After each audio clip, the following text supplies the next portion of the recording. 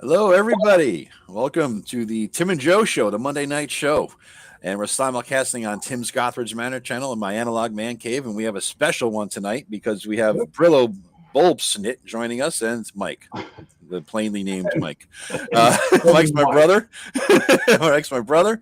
And There Brillo might be is. some infighting soon. Oh, so, you expect it. incoming, Absolutely. He always tells me to hide my last name so people can't figure out who the hell he is. Yeah. I mean, it's nice. Yeah. Gotcha. And then we got Brillo. Brillo over there is actually Ken. Now, Ken and Tim have been playing D&D together for like 1,000 years, right? And I just started playing them a couple of years ago. Welcome, Ken. Thank you. Good to be here. Yeah, this be fun, man. This be fun. So this whole thing started last week. Tim says, "Hey, I got an idea. Let's do the further adventures of Snickle live." And I'm like, "All right, that sounds cool. I could even do remember the old Frodo Lives memes that were all over the place in the 60s before there were even memes, right? And I'm like, we can do Snickle Lives, and I'll put it everywhere. And I'll get a social media thing. People are like, who gives a fuck? Who's Snickle? I don't care. But I wanted to do it anyway. And then it comes down to it, like last night, I'm like, you know what, man? This whole Snickle one-on-one role play thing that we did, the solo play, is it's kind of personal. I don't know. I don't want to play him in public. Can we do something else? Joe was afraid to share Snickle with I was a bitch. I admit it. I was scared. And so I'm like, Tim's like, you know what? And he understood. He's like, let's do a Shadowdark and we'll get some players. I'm like, hey, how about my brother? We never really played with a really great DM, so let's when we can maybe have fun and beat the fuck out of each other, somebody make fun of each other and all that. And then it's like, how about Ken? Ken is awesome. So boom, here we are. It all came together literally last night around 7:30. This entire thing. Yeah, so they scrambled to put this together, so they have to be very agreeable with me, or this will be a very short adventure. Yeah. It came together 6 minutes ago, to be honest. When does the great GM join? What's that? When does the great GM join? Yeah. I just Let's see what Ken is. Okay, you might as well start rolling 3d6 again, Ken. Yep, in order. So we're doing roll 20, and so I could share this now. All right. So, we'll have our faces now here, but once we get playing, we'll take our lovely mugs away, and you guys can see the more full screen version. This is Tim's roll 20 game, and we're just rolling. We don't have this fancy character sheets and shit. We're just gonna do /r space. Yeah, this is gonna be pretty minimalistic. I mean, I got a couple of maps up, but considering the time crunch and everything, I'll got it together and like trying to get together. I still don't know if I got the lighting right. I think I'm using dynamic lighting. So oh god, it's ballsy. Yeah, I know. Nice. It's the first time I've used this version of it. It's been so long since I've done it that I was pissing around with it last night, and I think I got it. It just took me like a half an hour to figure out how to look at it from the player's standpoint. Yeah. Well, you haven't run a game in a long time, dude, right? I mean, it's been close to 2 years, I think. Yeah. I want to say it's pretty long. I'm going to judge you if you don't figure out how to do polygon reveal, though, because Joey to this day still can't do it. Every room looks like some pixelated, jagged diamond edge because he just keeps squares. No, I'm not doing Fog of War. Will be like whatever shows. It's actually going to be your guys' torchlight. So if you got no torchlights, you guys. Oh, right on. That's cool. Oh, so all right. So you've given us aura. Yeah, dynamic. Yeah, I get. That's what I'm working on right now. Trying to work on. Okay. So what does a torch give you? 30 feet or something? Something like that. Yeah. You think we know this? That's what I'm giving you. Yeah. Yeah. So 30. All right. So if I wrote in 30 here, Tim, in a circle, and I'll call it the yellow tint, as opposed to the yellow taint. There. So now it should show that, right? But on your side, the dynamic lighting, this is just so that people on the screen can see what mine is, but your side's where it really matters. I can only adjust my tokens aura, but on your side is where all the nitty gritty comes in. So this should be fun. Yeah, there's been a lot of upgrades with Roll20 since you last ran something here, man. Yeah, because that's the aura thing is what you just did, right? Yes, I just did an aura so that we could kind of get a gist of where the torchlight is extending out to, and it's a light one, so it doesn't interfere with shit, But your side of it is, you have to give a sight, vision, the whole shebang. Yeah. Oh, this is Subutai. Nice name, by the way. Subutai Stormborn. It's a cool name. This is not second edition, nor my Joe Lawyer version, nor Joe Lawyer's RPG. None of that stuff. This is Shadowdark, baby. Shadowdark. We're using Shadowdark today. Yeah. Yep. Terry's here. Thank you. Subotai, always nice to see you, bud. Yeah, thanks guys for coming out again. Hopefully I core group don't bungle too bad, but we'll give it a shot. And the only thing I can do is try to improve on using this stuff. Yeah. So, yeah.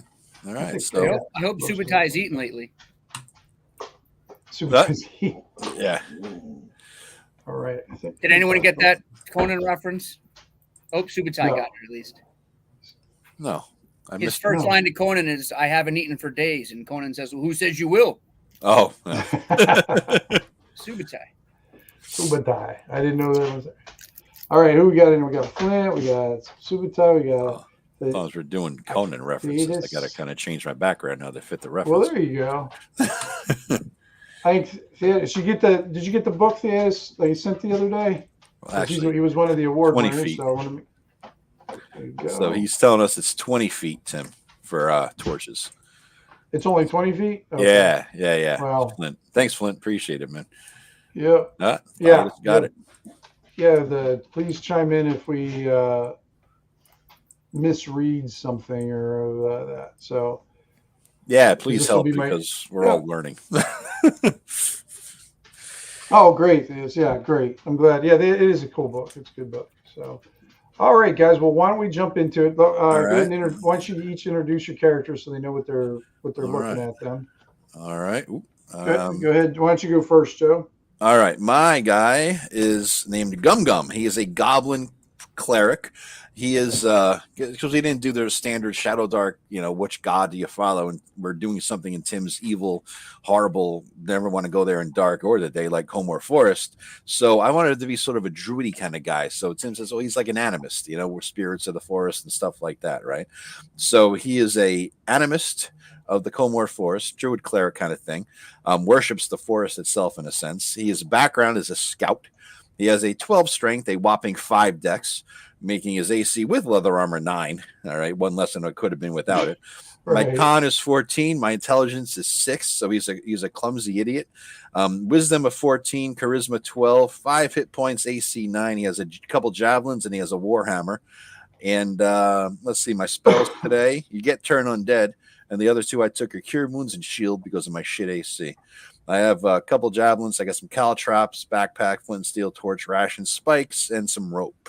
And I'm rocking a lot. I rolled a good money roll. So I'm even with all that, I got 23.5 silver left. Tim does a silver, doesn't do gold. So anything that would have been gold is silver. Anything would have been silver is copper. All right. So that's and my alignment is neutral. His name is Gum Gum, and he is a god.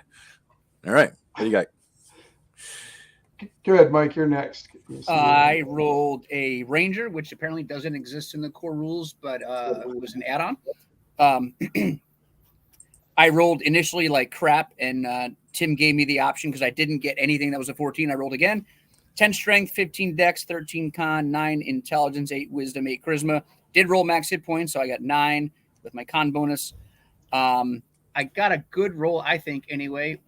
+1 to melee or ranged attacks and damage for my talent, added with my elven race, gives me actually +4 to hit at first level, so I'm pretty happy about that. I even though Tim said alignment doesn't matter all that much, and I get it, I like the title Stranger better than Wanderer, so I went with Stranger because it's creepy. And I rolled like absolute shit for gear, so I think I rolled 15 silver, so I got a longbow with 20 arrows, 2 daggers, and low quality leather because that only costs half as much. That's probably going to fall apart in the first fight. And I've got no torches, no gear, no food, no nothing. I get what I got. You're a fucking moocher. I'll figure that out. You're a moocher, basically. No food either. I'll find a deer in a stream, and I'll be good to go. Mm-hmm. Oh, by the way, Tim, you created this low quality thing, right? That's your gig. It's not in the book.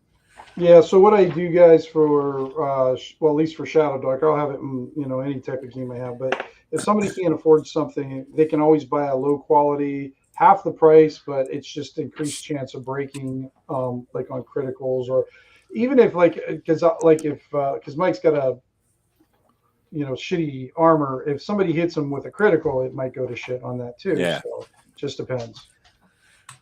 Yep. All right, why don't you go ahead, Kim, and introduce your guy? Right. I am Brillo Bulbsnit. and I am a dragonborn prince with a tortured heart. Dragonborn prince. Father is a god, and my mother is Fae. Oh, who's ever playing 5e?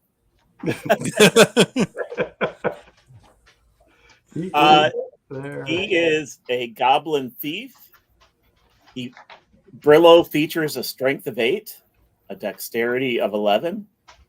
I did not roll a 14, but I opted to not re-roll because I'm not That's a baby. my man. I love it. Yeah. I re-rolled 4 times. Don't be a giant puss like Joe and Mike. 4 times I re-rolled it. 4 times I re-rolled it. You rolled it a lot. So it's a dex of 12. I did get a dex of 11. I did get a constitution of 12, so I got +1 hit point. Intelligence 10, wisdom 11, and charisma 8. He does do an extra die of damage, backstabbing. And oh, nice. Yeah, that's right. Yeah. Nice. I did get a crawling kit, and then all I could do after that, in terms of what I can carry, is my armor, a short sword, and a dagger. All right. You have torches too, right? You have a couple? Yes. Okay. Each have a couple. Okay. I got 3. So you got 2. Yeah, we're good. First thing we'll get established, too, guys, is like I'm going to try to run it. Like I said, the game is close to Shadowdark as I can, get used to it and learn how to run it. So first thing we'll do is the initiative. So you guys will have like each a turn to kind of go around and that. So you basically roll for initiative, even for just like role playing purposes and everything like that. So guys, why don't you go ahead and roll D20 each and add your dex modifier. D20 -3. Fun. Yeah. Oh, yeah. What I get? 14. Not bad. Yeah, not too bad. I have to go over here. I can see better over here. So what do we got here? We got a 14 for Joe, 12 for the guy with the shittiest dex ends up pulling it out. All right. Survivor, man. He's a survivor. Joe, and Brillo comes in last. That's okay. All right. Man. And I gotta. All right. What's your guy's name again, Joe? Gum, right? Gum. And then what was your guy's name, Mike? Olwyn. Olwyn. Y. Okay, Olwyn. All right. Let me see. Let me switch you to the main place here. The dead. What do you mean? You're expecting to be death in this, Tim? You got a whole dead section on this. Yeah. I needed it in the past so I can remember how many people and who I killed. That's important. It's encouraging. All right. Oh, upgraded it, huh? You updated this. No, this is the old version of it, actually. Really? So yep. So you guys are down in the southern version. Yeah, because I remember the other one was just sort of I piecemealed it together with like tokens and stuff. Oh, like that's that. right. That's right. But I couldn't transfer that one that easy, so we're just kind of retroing it a little bit. Yeah. All right, so this is the introduction to Hound's Head. You guys have had some time here. You know the inhabitants well enough that you know them by name. You have we'll go to Samuel's General Store. I bet you can't guess who runs it. And then Blake down here, he's a mage who sometimes sells healing potions if you can do things for him. He does identification. He really likes to collect Northman artifacts. And Mike, Northmen are like the civilization that was here, and they kind of just seem to have disappeared. But a lot of their stuff still litters the forest. The Angry Priest Inn is run by Lavinia. She's this giant lady who has a penchant for halflings.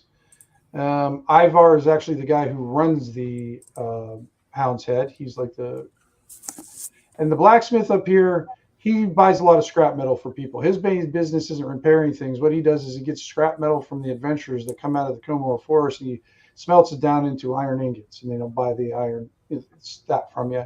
And the Temple of Pausanias is run by Robert, and the Temple of Pausanias is just sort of like think of it almost as a prepper god. It's the god of nocturnal animals, but they also have a known side gig where they always have a secret stash somewhere for when things go to shit. So they're always like prepping for some bad things to happen. All right. So it's raining this day. It's a fine rainy day, and as you guys are crossing the bridge, you kind of like right in the center of the bridge, you see a halfling and an older lady talking. And I'm gonna have to do a little bit of what do you call it? Introduction shit. So a halfling with gray red hair with a rare beard walks next to a taller, white-haired woman. She wears a large floppy hat and several patch holes. And they seem to be talking about something. And then the halfling points to you guys, and she looks at you, and she kind of shakes her head a little bit, and then she approaches. She goes, "My name's Lois, and his name's Kalan. I'm the friar from a small hamlet outside the burning city of Scorn. And this is my companion, the Butcher of Low Hill." And he goes, "Stop calling me that, Killen. You make me sound awful." He goes, "I'm a butcher in Low Hill." And Lois continues, "We travel to a friend's funeral. We're looking to purchase a death coin. Especially you, Gum Gum. Gum Gum, you know that death coins are these little wooden coins that have, let me see if I have a picture of it, that look like this. Can you see it okay? Let me see. Well, no, they can't see it. Where are you seeing? Oh, I'm sorry. Yeah, they can't see it, but it's like a little hexagon with a crow in the middle of it. Okay. And it's made of wood usually, okay? Yep. And they are from where usually? They're in the Comor Forest in the barrows of the Northmen. Gotcha. So Lois just asks, she's like, "Can you please find us one for our friends? He's always been a man of interest in the Northmen, and so we're burying him with trinkets, but that's the one thing we lack. We'll be here for the rest of the day. Would you be able to help us with that? We do have a location of where 3 barrows may be. We're hoping them there, but we're waiting for our friends, so we can't do it ourselves. And then we're moving on to Low Hill tomorrow. Is that something you'd be able to help us with?" How far away is this? She looks at the map and she kind of shows it to you guys. And from your guys' experience, and especially your ranger thing, you kind of gauge that it's probably about 2 or 3 hours north. Oh, okay. So it's not too far away, but 2 or 3 hours north of here is still not a safe, still not, within safest area. And this is Lavinia? No, this is just her name's Lois. Lois, okay. Yeah. And sorry, what was his name, Tim? Keelan. Keelan. Okay. Yep. Well, Lois, Keelan, I think we could manage this. I do not know what direction this is, but where? Well, it's to the north, and there's another halfling. He's a bit of an odd halfling. He lives in the woods. We can tell you where he lives, and he knows exactly where they're located there. He is odd and a peculiar little halfling, but if you treat him nice and tell him Kalan sent you, he'll be a little bit more agreeable. I look to my companions. I look up to my taller companion. You know the way through woods? I can find it. I don't know. What do you think, Yum Yum? Gum Gum. Gum Gum. I think we could do it. Brillo. And what's the payment again? Well, they usually do a collection at the funeral, but they're coming here tomorrow, so we're going to pull the collection at the Angry Priest Inn so we can offer it as a gift. And from what we get from the offerings for our friend, we'd be willing to give you half of it. I don't know what half will mean, but we're willing to share half on the delivery of a death coin. Though we really need that. 50-50 sounds good to me. What do you think, Tom? He did not see 50-50. He said half. I like the half better than 50-50. Jesus Christ. 6 intelligence, baby. But yeah, we would provide that as upon delivery, but we do have to leave in the morning. So I hate to send people out there in danger, but we would really like to have this for our fallen friend. Well, I'd like to eat, so I'll do it. We leave now? Sooner the better. The death coin, how dangerous could that be? If it's in a mound where people were buried with it, what's the worst that could happen? There's nothing All right, alive so- in the mound. Yeah, as you're talking and everything in the background, you see a man dressed in the robes of Seraph. Bad mojo. He doesn't seem to be bothering anybody, but he seems to be walking around just kind of taking in the hamlet and Hound's Head, just kind of looking at the buildings and looking around. I whispered to the halfling because he's my height. Who's Right. that? Clan looks over. Oh, him.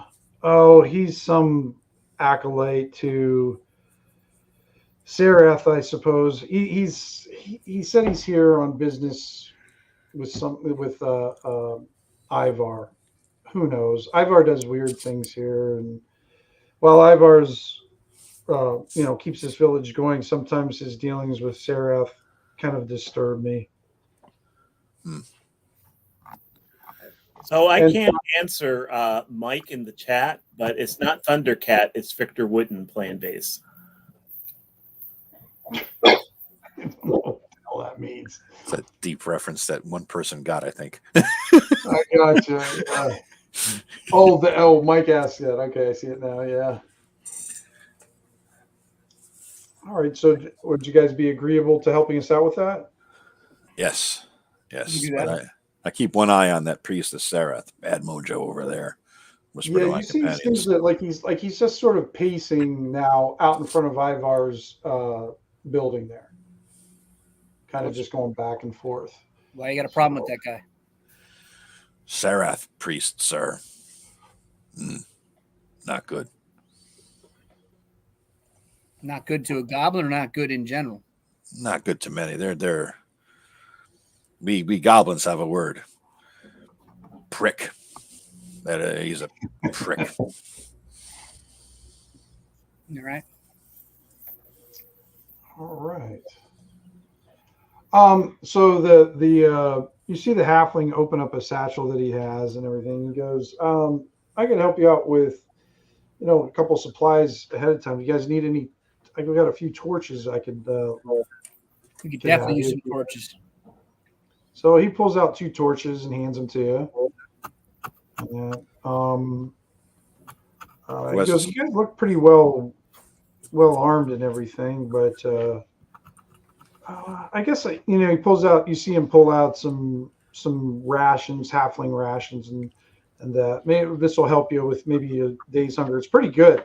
This isn't just road rations. These are just ones I made just recently, so it might fill your belly up before you get into battle. Thank you.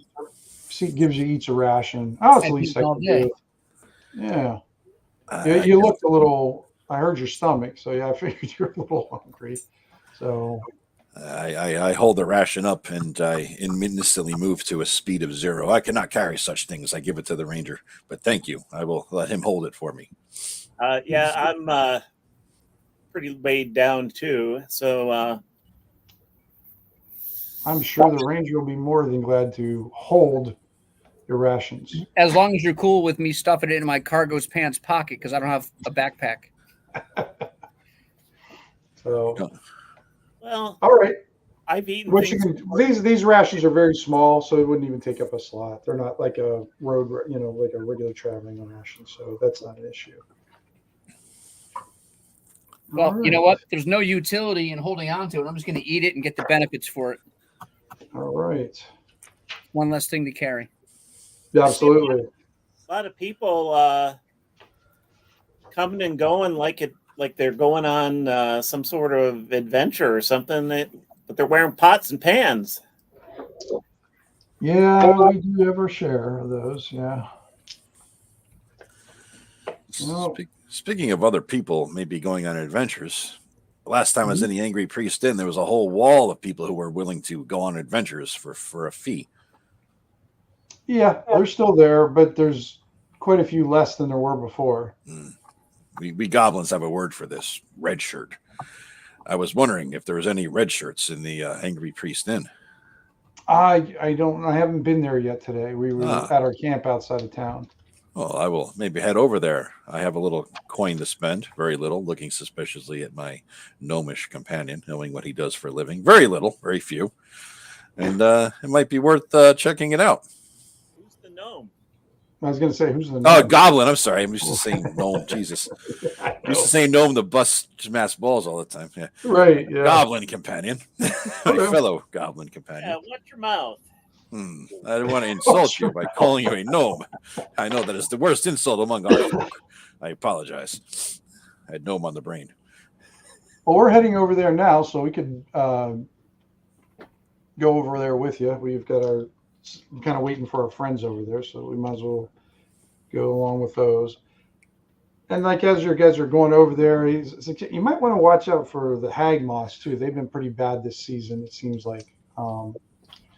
I don't know if you've had any run-ins with them, but like some of the other halflings that have come through have warned about the hag moss.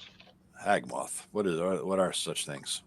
Think of a moth and then make it really big, and they're like moths. They get attracted to lights and any type of light. But these kind of creatures, though, also can harm you. They generally go towards the lights, but they've been known to attack people too. How big are they? Bigger than me? The halfling kind of measures up. He kind of puts it up his hand to about his chest, about that big. Yikes! Big enough So to make a good target. What's that? Big enough to make a good target. Yeah. You could, but they usually come in swarms, so it's hard to get them like that. The ironic thing is the thing that they get attracted to is what is the best defense against them. Also, I will burn them alive. Onwards. So you guys get to the Angry Priest Inn. You see, it's a small crowd in there, but you see Lavinia going around the tables and talking to the different things. It's still kind of morning here, so it's a kind of a groggy crowd that's collected here. And you see a few people that are dressed up in exactly like what Brillo had mentioned, with pots and pans on their head, barrel heads as shields. There's a few of them that look like they're helping cleaning up the place. Are they really have pots and pans on their head? Oh yeah. Their armor is basically like a cow hide that they've cut a hole in the top, and it just looks like a poncho, and that's what they're kind of wearing as armor. They just have basically anything makeshift that they could use as like equipment. I'm looking for somebody who's big and strong looking, who could stand in front of me and make a big attractive target, so that I don't get hit by something. Anything Go like ahead anyone go ahead and roll me a d6, Joe. All right. Yeah, she does do this in the rules, right? D6. If you make a decision, high is good, bad is low, or something like that. Right? Well, it's like if it's 1 through 3, no. I think 4 through 6 is good. Yes. Yeah. Yep. All right. Nope. No. All right. So most of the and you only see like 3 guys here, and they none of them look very big. The one guy's carrying around a scroll that he seems to be trying to interpret, but you hear him reading out loud, but whatever he's reading, you don't understand. It doesn't make any sense to you. All Are you a wizard? I grunt at him. You see this kid, he's probably all of 14. He looks up at you and goes, I'm training to be, but I need tuition. I don't know what Ishin is, but can you cast a spell? Kind of. And you see him, he looks at the scroll and he points his finger and you see some smoke come out of his finger. And he's like, oh, okay, I said that wrong. And he goes, says the words over again, and you see this little dart come out and hit a tankard, and the tankard gets ripped up. And then Lavinia is just like, what the hell do you think you're doing? And he immediately looks terrified, like he's just seen Godzilla. And he puts his hands up and he's like, I'm sorry. All right, Gum Goblin, let's move along. I assume you have money for this stuff? I do. What does this boy have any arms or equipment, Tim, other than a piece of paper in his hand? No, that's pretty much, yeah. He's just got basically street clothes that aren't even well kept. It looks like he's been mucking more than anything, trying to, basically doing side jobs, cleaning up the tavern, mucking out some stalls. Like he's been mucking. What was that? Said it smells like he's been mucking. What are the other two, Tim? Anything they look like more martial type? They look like kids. Just kids, nothing then. Well, majority of the time, there are around between 12, 14 years old, standing up against the wall. Anybody have any weapons at all? Yeah, the one kid has a broom handle. Oh, it looks he's the most heavily armed person here. What is your name, spell boy? Stuart. Yes. Would you care to accompany us finding a coin?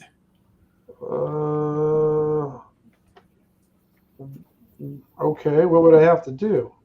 This is with us. Help weird along. Goblin thing, is it? No. Those rituals happen amongst our own kin. No. But if you would go with us to have the coin, I could help fund some of this Ishin that you're looking for.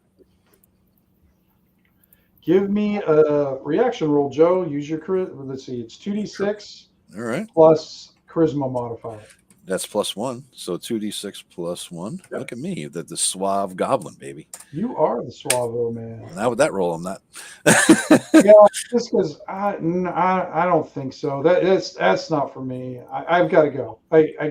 If you go with us, I'll buy you a dagger. He already kind of is like heading out the door, and he just does not like the. He found Gum a little too swarmy for him. He thought he was going to do some. Just as well. I don't think we could carry his body back. Well, when you say that, the guy with the broomstick handle goes, "You'd buy someone who goes with you a dagger?" I would.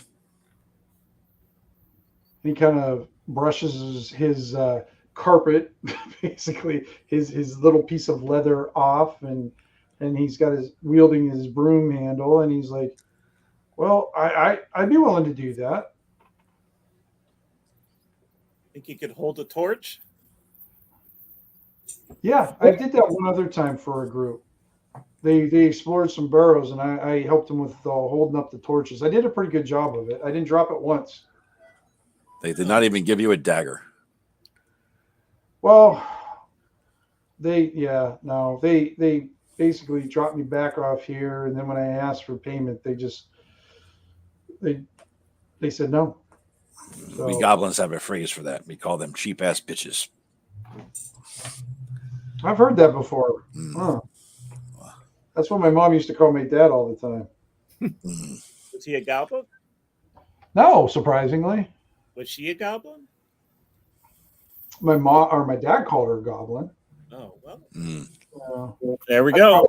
Yeah, So then what you're dealing with here, he probably looks like he's like 12, 13 years old, kind of a young kid. He's a little bit taller than you guys, kind of a tall, skinny kid.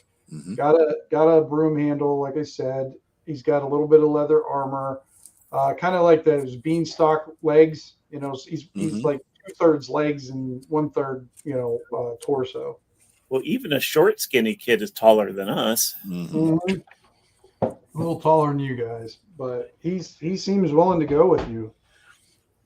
Boy, if I hire you and we give you a dagger as payment, I could also arrange for you to have a backpack and some leather armor on loan. And if you earn your keep, you get to keep those.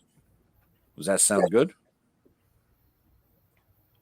And when we were talking, he's like, all of that? All of that. You must live, survive, and protect me, first and foremost. Hey, wait a minute. Well, I have the coin. I'm paying him, no? So what do I have to protect you from? I've never really been in a fight before, so to speak. I mean, I held torches and I, had to beat away some hag moths a couple nights ago, but that's about my fighting experience. I can do it.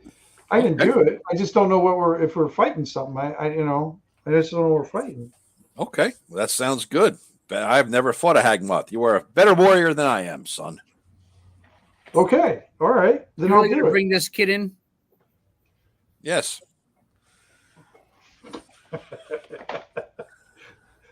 The Rangers having issues. Your name again, boy? Kraylman. Creamum? What? Kraymon. Kraymon. Sure. Okay. I'm spelling it Fodder. Mm-hmm. Kraymon. Just give me another reaction roll though, Joe, real quick. All right. Hey, if all that sweetening the pot doesn't help, I don't know what will. 9. All right. 9.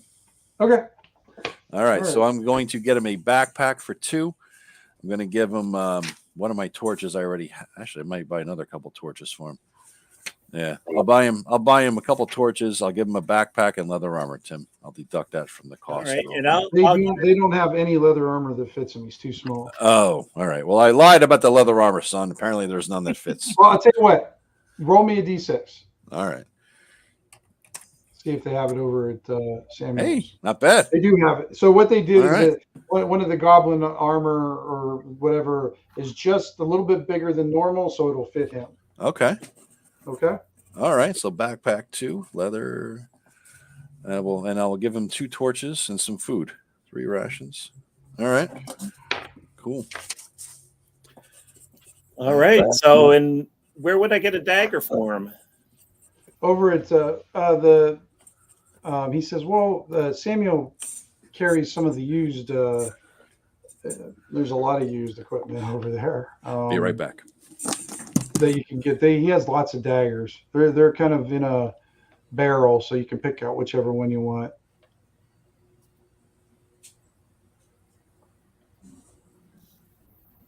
All right. Come on with me, Creamery, and we'll pick out a dagger for you. Oh, okay. All right, that'd be great. Yeah. So I'm just gonna say you guys got the leather armor and the dagger. Just go ahead and just mark off the money for that, then, Ken. And let's see here. Fodder has better gear than me. He's got better leather armor than you too. Do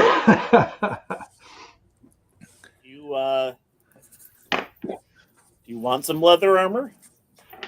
Oh, he already bought some. Oh, you're talking about buying it for. I'm wearing my ancestral leather armor. It's been passed down from generation to generation, and it shows. Yep.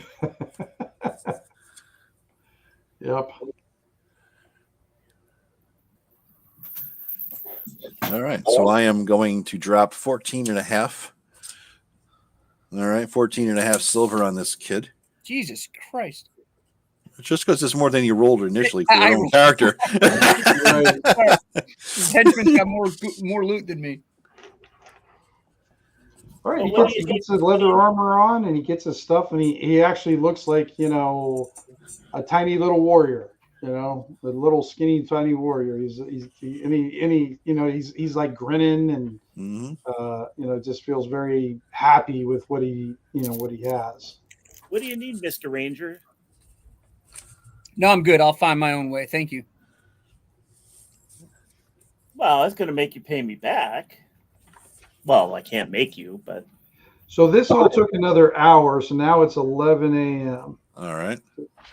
No Yeah. torches are lit, so we haven't lost the torch. No We should torches head are out, lit. and maybe we can get back before dark. Let's go. Okay. All right. So I'm assuming you're heading to Harlow's place then, to the halfling that's they suggested you visit because he's in resort. I think. Okay. Yep.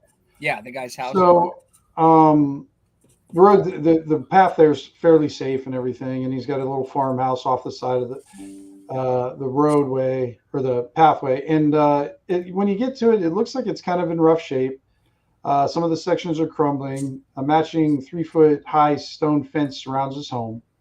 A dozen chickens run around in his yard. 2 goats are tied to a pole, and to the north is a shirtless halfling smashing a hoe into, and not your kind of hoe, Joe. Smashing a hoe into the Smashing a hoe would fit. into the stone riddled garden. He kind of sees you guys approaching, and you see he picks up this kind of small spear from the ground, and he kind of comes over to you and goes, "What do you want?" Keelan was his name, right? Keelan sent us. Yeah. Keelan. Well, what is Keelan? Why did he send you? He says you know the way to some Northman burial mounds where we're looking for a death coin for him. All right, so I'm supposed to take out my day and help you guys find dead people in the woods? I think if you just point me in the right direction and distance, I'd probably be able to find it if it wouldn't be a problem. He kind of nods at that. He kind of looks at the goblins. Why are you with the goblins? you could be asking, why did we bring along an elf? My choices were limited. I need the money. I laugh at my fellow goblins joke. That wasn't a fellow goblin. He is. That was me. Oh well, I didn't know which one you're talking about. What Ken said then, or Yeah. Oh, I thought you were laughing at Mike's joke there. Yeah. I'll tell you what. He kind of looks at the ranger. Okay, you seem like a man of like serious business and everything.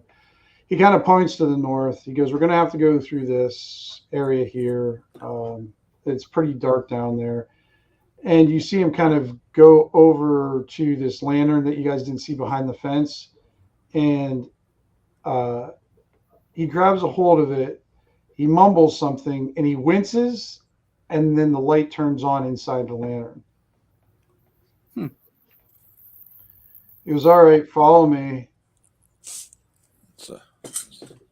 You taking us there or just pointing us in the right direction? I'll take you there. I'll take you there. They can follow along. Okay. All right. So give me. All right. Let me see. Ken, give me a roll of 1d6, please. All right. I almost tried to roll on this screen. My bad. Sorry about that. Okay. Still good. 5. Okay. Let's see. You guys come across you guys, especially the goblins, you guys see signs of an ambush setup. Like goblins had set up an ambush here, but they've left. They're not there anymore. And you say it was a goblin? Well, actually, I didn't see it, did I? No, not well. You go ahead and do your ranger roll. You get the. So let's make it a 12, and you get to roll advantage with this one. And then add your intelligence. All right. 10. Intelligence is flat, but the 14 got it. 14 got it. Okay. So you see the same thing. You see goblin signs of an ambush. Looks like they tried to set up something, but they got impatient and doesn't look like much happened. There's like an actual net that they've left behind. So if you want to grab a net, it'll take up a slot. Yeah, I'll take a net. Okay. And is it not completely rare and uncommon that goblins would be setting up ambushes in this area? Yeah, I mean, what little bit you know that like in this area there can be anything from goblins to giants to gnolls to bug. You know, this area is pretty busy with stuff, but it has kind of decreased recently for some reason. Okay. So I pointed out to the kid, look over there, Crumbling. You can see see where they tried to set an ambush? And he looks over there, and I'm going to roll it over here. You know, I'm trying to find a token for you, Tim, for the boy. I'm not going to bother with it right now. Yeah, I'm just going to use the extra one that I have there. Gotcha. Because skinny young boy in armor and skinny young boy in leather in Google doesn't turn up the things you would think. No, Joe, you should have just found the Stewart card from Beavis and Butthead, the one with the winger shirt, the total dork. Yeah. Oh, right. Yeah. Don't Google childhood stuff like that. Yeah. You're going to be arrested. Well, here you're getting arrested soon. Yeah, well, you know. All right. And when you point it out to the kid seems to pick up on it really quick. He points out like exactly where it is. Even some of the stuff, he found some things you didn't even see. He's like, oh yeah. And then, and he walks over and you see him pick up a few caltrops. Mm. And he goes, what are these? He goes, what are these? Finders keepers. You put them down and you step on them, and while people are trying to chase you, they hurt their feet. I have some myself. Oh, okay. And you gave him a backpack, right? I gave him an empty backpack, and I gave him one of my torches. Okay. So you got one torch, and then he throws them in his backpack. So actually, I'll just buy him. I'll buy him 2 torches. That's what I'll do. It's easier. Yeah. 2 torches. Okay. Yeah. Okay. All right. And right now, the only reason you can see is because it's really dark in here. The only reason you can see is his lantern. Okay. All right. So. Okay. And the kid has 3 rations too, Tim. 3 rations. Okay. 3 rations, 2 torches, a leather armor backpack, Ken's dagger, and some caltrops. Now, kid, if you look around, there might be more you could find. So that was a good eye, Crabapple. Indeed. Thank you. All right. Now it took you an hour to get to there.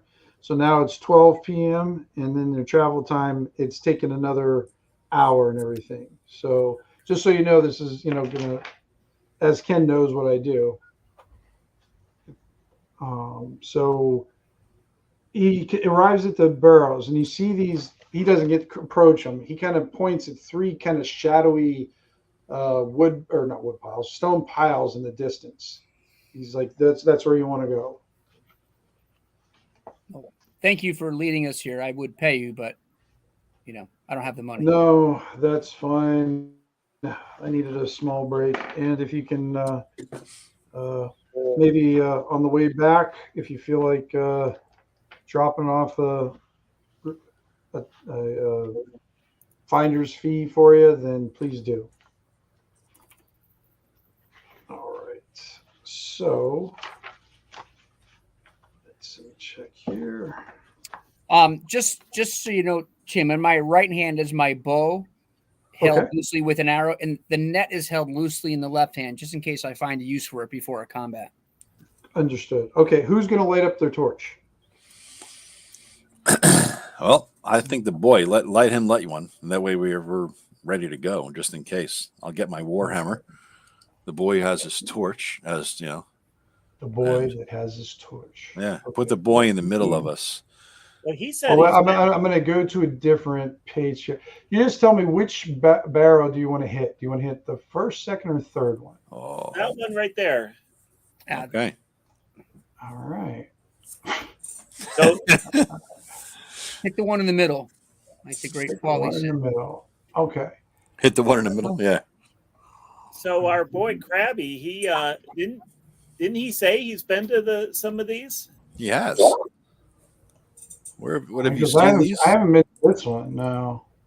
Nope. What did you see inside the one you were at? Well, they hit 2 of them, and the one that they hit was too badly damaged. There wasn't much in it. We found a few they called them death coins. And the one, it was like a vase. They had like a broken vase that was just on the floor. They were just these weird wooden coins. I don't know, but they seemed excited to find them. I don't know. That's what we're looking for. Keep an eye out. We're looking for those. Oh, okay. Well, I know what they look like. Good. Oh, Good. Yeah. You're Now I got to ahead of us. All right. I'm just trying to do the lighting now, guys. Just giving me a second. So here. if the kid is in the middle, I'll go behind him. Well, you can just let me know when we get. Let me just okay. get the map ready, okay? Okay. And Out of character, is it true goblins can't be surprised? Yeah. Yep. Yeah, that's one of their racial qualities that they It's have. like I'm sitting in the middle with the kid. Yeah. One gobby in front, one in back. I'll take the rear guard. Yeah, that makes sense. Well, we know that. Yeah. What do you think, Ken? You want the front? Yeah, I'll take the front. All right. You got some sneaking ability too. Yep. All I'll go up front, and then Bum can. Yeah. And the torch has been lit at 8:50. Keep this in mind, because at 9:50 the torch goes out. Why are you trying to help in the DM? No, I'm trying to make sure we all remember this, because he's going to remember it. Oh, that was in character. Okay. Yeah, and then I'm running a half hour though. It's not going to be a full hour. So Half hour per torch. Yep. Oh, all right. So at 9:20.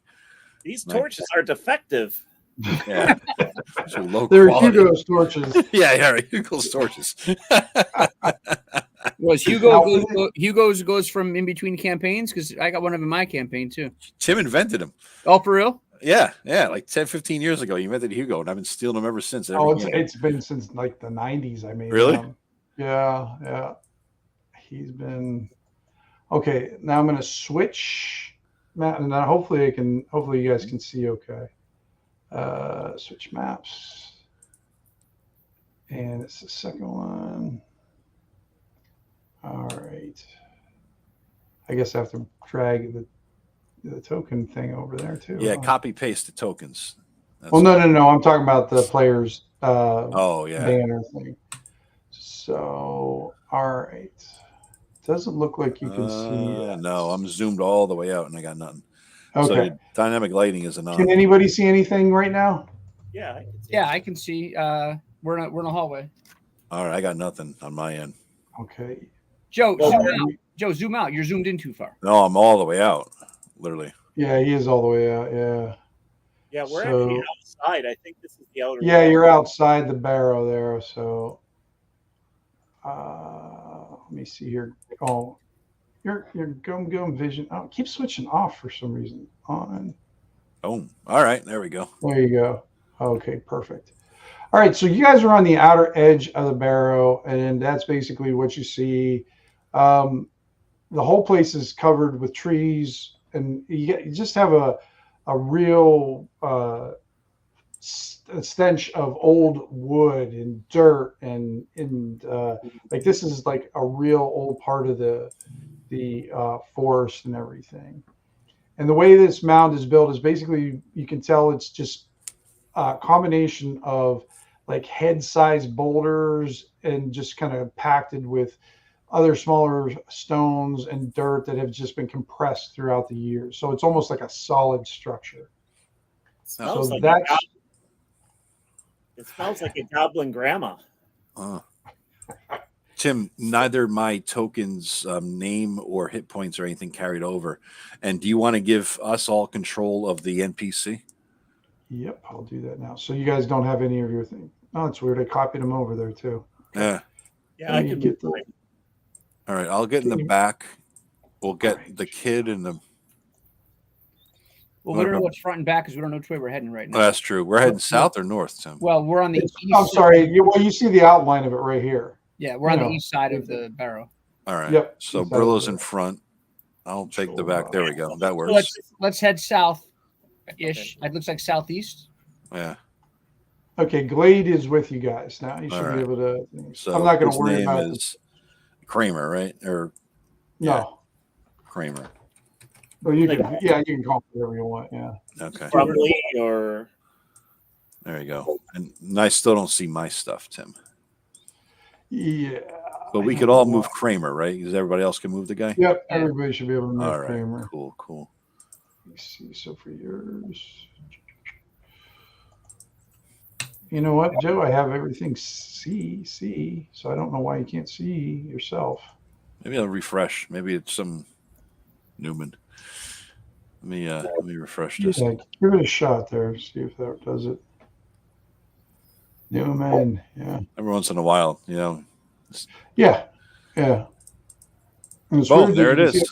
There it is. It works. Yeah, okay. I worked on the refresh. Fucking weird. That is weird. All right, so where would you guys? Okay, first is Gum. You go ahead and take your turn. Where are you going? All right. Well, so there's no visible entrance that I see, right? Right now, you don't know. Okay. I think the plan was to head that away, right? In this particular marching order. Correct. Why don't we lead the way, Brillo? Let's find the opening. So are these 5-foot squares? Yeah. Yeah, this mountain doesn't look very particularly big, so you go to the edge. All right. Okay, I got to move down too. Yep. All right. And as you guys edge, there's right between those two rocks, you see an old. This is a yellowed skeleton. Anything that was on it has either been taken or rotted off.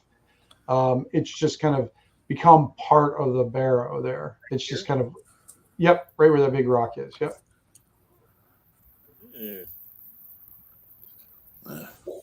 Does it look human? Yeah, it looks like it was a human. No other remains around it, bits of metal or leather or anything. You don't see anything around it. It just looks like this skeleton has just been here for hundreds of years. Any obvious causes of death, like caved-in skull, broken sternums? When you look at that, it looks like its head has been split open. Oh, that'll do it. Just from the side and everything. So, just for shits and giggles, I'll take one of my iron spikes and I'll just sort of crack into the dirt around it, see if there's any metal on metal cling. You know okay. what I'm saying? All right. When you start digging through there, you do hear a metal hit metal. I say that. I'll take another one out. I'll two fist in this thing. I'm going to dig into it and see if I can find something. Two fisting it and everything. Okay. Two fists in the spikes. Right. Okay. So you end up digging out what looks like some sort of belt buckle, but it's like encrusted with all this stuff. So you'll have to clean it up to, kind of see, but you can kind of tell it's some sort of belt buckle. Okay. I will, to the extent I can, I'll chip off the crud. Mm-hmm. Can I tell what metal it is? It kind of looks like a silver brass buckle. Wow. Does it look like the normal silver or the special silver? Well, after you get looking at it, kind of chip more away, it looks like hard silver. Oh, this is valuable indeed. All right, give me a D6 roll, Joe. Okay. 3. It's worth 30 hard silver. Nice. It's worth 30 hard silver? Yep. And what's the hard silver to silver? Is that 10 times, Tim? 20. 20 times. Yeah. So that's 600 silver. Yep. Holy No, not 600. Wait, is it 600? Yeah. 20 times. Yeah, then it's 600. Yep. 600 silver. What it looks like too was when you look at it, it's almost like not quite the size of the wrestling championship belt, Mm-hmm. but it's a good size. It's like it takes up your whole hand, and there's like some sort of symbol on it. And from what you could tell, like from your years of being in the Comor Forest and knowing, it looks like one of the clans. What do you want to call it? They're in symbols, insignias that they use, but it's not one you recognize. What kind of clan? Elf, goblin? Is it a goblin? It's a Northman. Oh, Northman clan. Gotcha. Yeah, Northman clan. Yep. Okay, I'll take careful note of the clan. Put it in my memory of my whopping memory of 6. So right. I will try to remember as best I can what this is in case I see it again later. Sure. And just to finish it off, I'm going to dig around a little bit more. I'll spend another 10 minutes. Just okay. You know, you don't find anything else there. Okay, it's So worth it. you're going to spend another 10 more minutes. Okay. Yeah. So what are we down to? Is 20 minutes past at this point, or what's that? For torch purposes? For everything you guys have done so far, you guys have been here for about half an hour. So one torch down. Apologies for not having ever played Shadowdark before. The 30 minutes Why do we have a torch actually in the middle of the day? Well, because it's a really heavy forest and there's no light that gets through the trees. Okay, all right, sorry. Newbie to this campaign. No, good to ask. And remember, Joe, it's not 30 minutes in game; it's 30 minutes real time. Oh, okay, all right. But even if we do the time passes thing, that doesn't go towards the in game. Nope, it's not game time. Oh, all right, okay, all right, cool, Yep. cool. All right, good deal. I'm doing the hard. I can't remember which version they call it, like grit or something like that. But there's different torch rules, and I'm using like the grit version of it or whatever. The one that's a 30-minute timer instead of an hour. I think that one guy, Blake, might be interested in that too. You might pay extra. That's true. I know he works iron, but maybe he can work this stuff. No, Blake is the mage. Blake is the mage, and he's Blake's always looking for information about various things out here. And if I know that if we could make some sort of a rough-hewn map of this place, he pays for maps. He might be able to invest in that. But onwards, let's find a way into this hole. All right, let's move forward. This is we're already profitable adventure.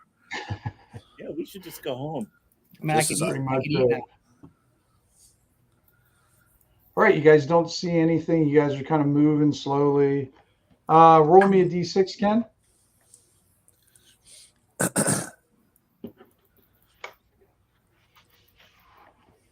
Okay, thank you, Ken. Now I'll have you roll a 4d6 if you could. Here comes the fireball damage.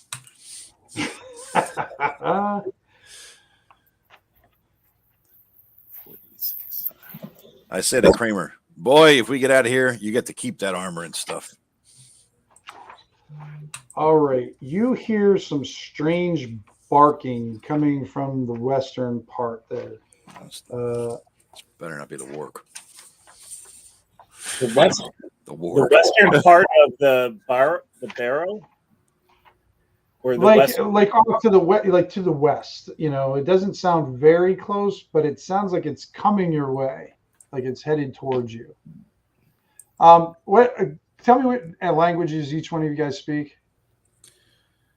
Common, Elven, Sylvan. Okay. Common, Goblin. Goblin, yep. Yeah, and then one to be determined, you know. Okay, I'll give you the chance now. Do you want to know what they're saying? Who? The dogs? Yeah. Well, no, who are you asking, Tim? Joe's got. I let him keep a language in his holster for when he wants to pull it out. Oh, gotcha. Yeah, so it's up to you, Joe, if you want to use this now or not. Do I hear like sounds beyond the barking, Tim, or just are you trying to say I could understand barking? Yes. All right. Yes. Just right back at you. Yeah. So you'll understand that these are gnolls talking back and forth. So I have gnoll. Okay. Yeah, and you can hear one gnoll who's definitely in charge is pissed off at the others that he's talking to, and they're all in unison answering back in like a very strict cadence. How many do I estimate distinct voices talking? And you know what I'm saying? You're probably about from what you can tell, you're guessing probably 4. 4 gnolls. I say 4 gnolls. They're arguing with their leader. Well, hopefully they'll keep arguing. Maybe we could ambush them while they're preoccupied. We don't want them sneaking up on us later when we're preoccupied. Well, Ken, have you looked up what a gnoll's hit points, AC, and all that stuff is yet?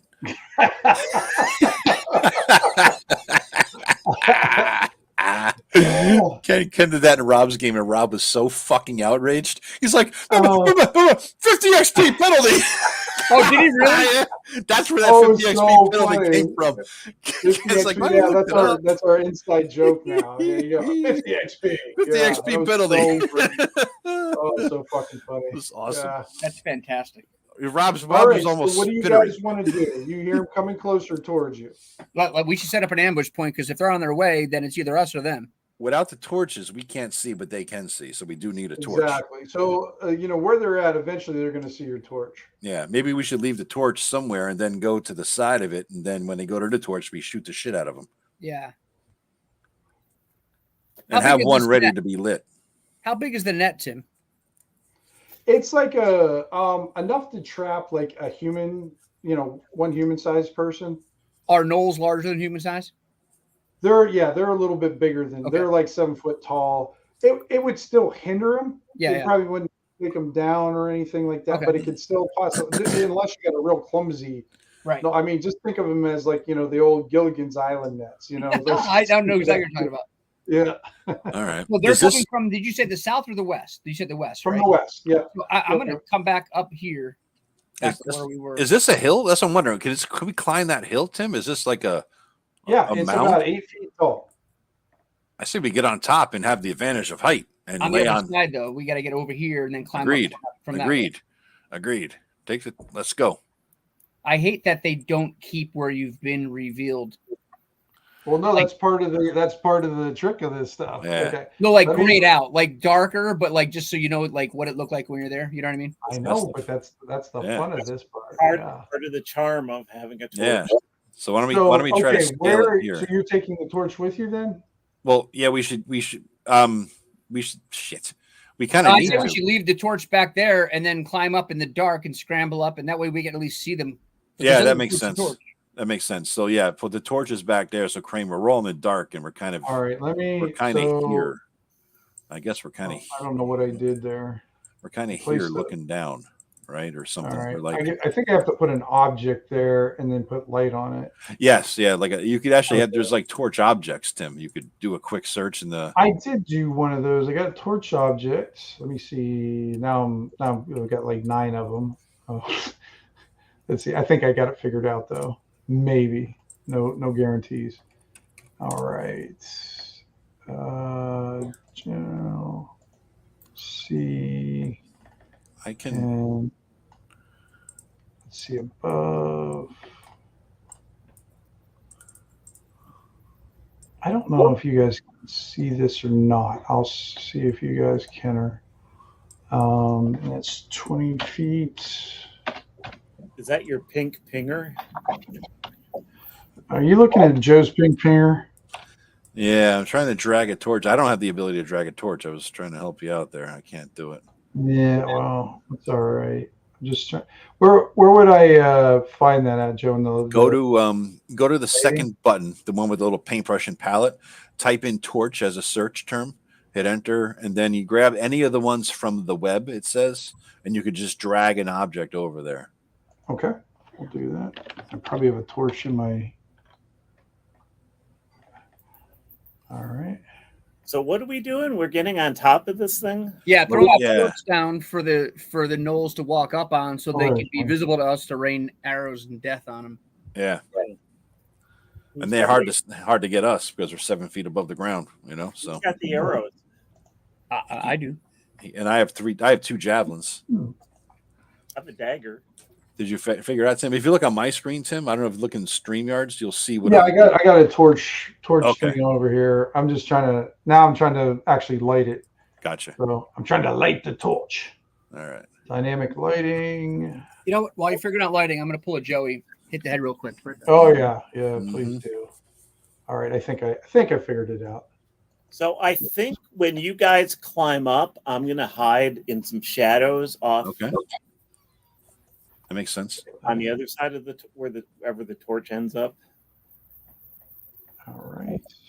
That's about the only thing I can do that's going to do more damage. Can you guys see that now? There's a little sliver, Tim, that it's not really showing correctly. Yeah, that one I did by accident. I don't know how I did that one. I did something stupid, but I don't see nothing other than that, though. I see there's no. I think I have to do the details, and then have you guys see it. Yeah, I think that's what it is. Hopefully that works. Oh shit, that didn't work, huh? Let me try this. a different way.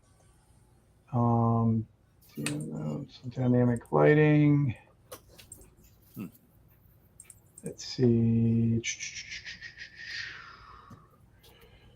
That's weird. I have it so you can see and have it edit. Or torches in the left-hand toolbar. Oh, these aren't torches, if that's what you mean. That's just a drawing tool, a pan right, a select button, and all that stuff. Yeah. It says I can place a light over this thing. Yeah, you could give it light. Something just changed. Whatever you did, something changed. Is your thing? You know why you can't see it? Because you're behind a wall. Oh, okay. That's why. Put us on the hill, Tim. And just go around the side of it and see if it appears. I see. Yeah, right there. Okay. All right. So we would be up there, right? Technically, you know what I'm saying? If we want to move everybody up here, why the hell can't I? Right? Because there's a wall there. You can't go. Yeah, but we're on it. It's a wall, like a dungeon wall, not something. Yeah. But we're on it, so we're kind of like there. That represents on it. Otherwise, if we're back where we were, just theoretically, we can just. That's fine. Let's just leave the Kramer here so we can see what's going on, just for view purposes. Yeah, that's fine. Yeah. Yeah. And then we'll get. I don't think Ken. There's your guy. And Ken is hiding around the corner, kind of thing. So us three are up on top. Go ahead and move your character. So just give me a hiding roll, Ken. That's going to be super easy and with advantage. You know what? Never mind. You just make it. Just for what it's worth, I'll be using my Ranger stealth on top of the hill as well. Okay. All right. That's fine. I'm not going to. You guys have plenty of time to kind of prep this stuff. Put yourselves where you want to be. Where do you want Kramer to be, though? Kramer's going to be right next to me, and I'm going to give him the net. And when I'm going to say, listen, when the shit goes down, toss this net on one of them. And I'll be over there too. Okay. And he looks at it. He's like, all right.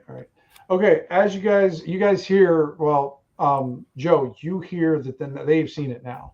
Okay. Well, they're like, whatever dog. I'm not going to dog bark shit. But and Kramer next to him is a torch and a flint and steel ready to go in case he needs to light one up for us. Gotcha. See what I'm saying? I see what you're saying. Well, I don't see what you're saying, but yeah.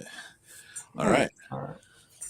So they see it. Let's see if we could take them out. With a little oil and a light and this net, that could cause someday. That could be a pretty good weapon. Did not have the slots. It would take a long. It probably take you guys too long to get it lit. Anyway. Oh, I'm saying get it lit good and then throw it. Yeah, but it's not appropriate. Not appropriate for this fight. Oh, these are tiny gnolls. We could take them all. Oh wait, they've grown. Yeah. They grow. All right, that's good enough size for them. Copy, paste, and then I'll mark which one is like the better armored one that you'll know is the head dude leader and everything. So you do see or hear them more than see them, but until they get into the torchlight and everything. Fourth one, they copy. Do this again.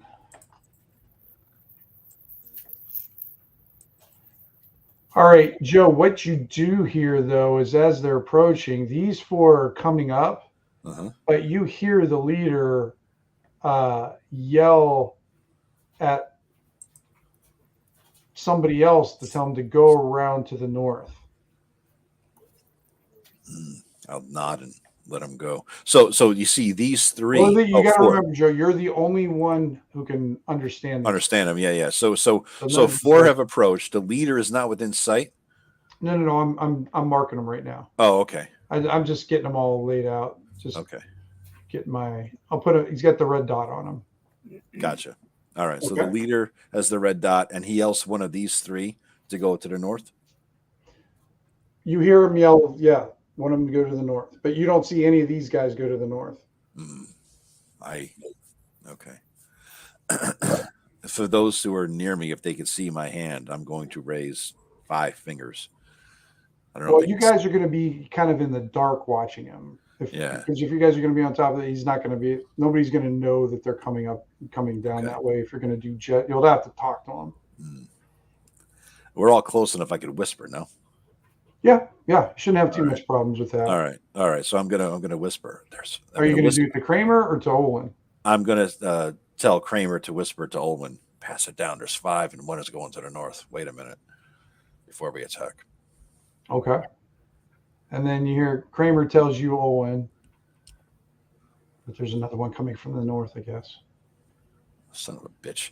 From the north. Game of telephone, and he already fucked it up. Yeah, you fucked up one degree of telephone.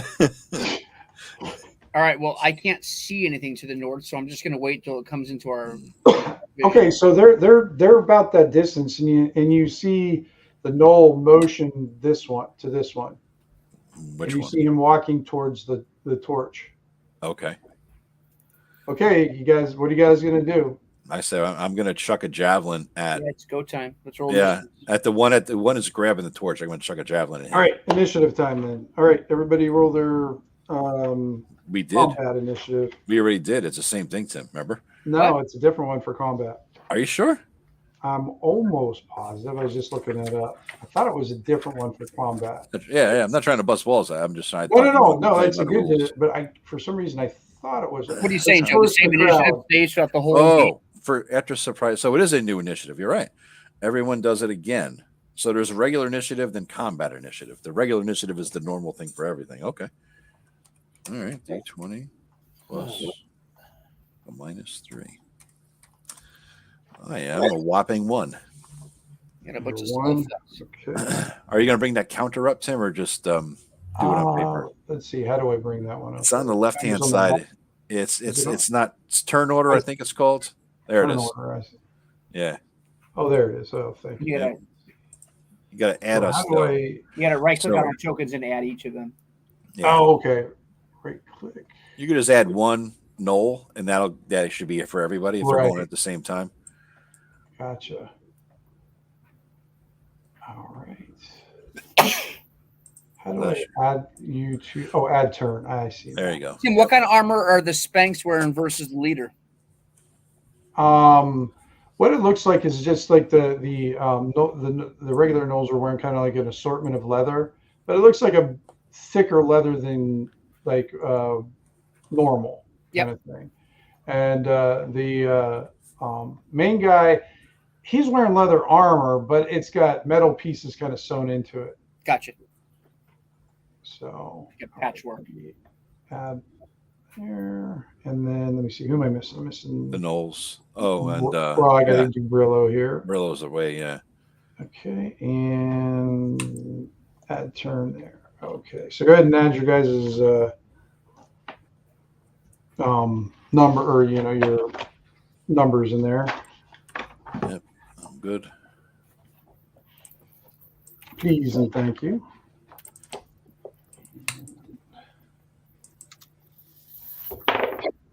Oh, geez. Nice.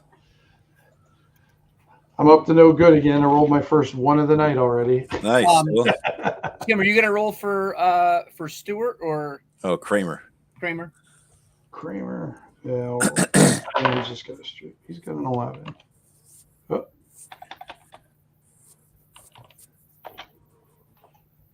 All right. And Gum Gum, you only got a 1? 1. Yeah.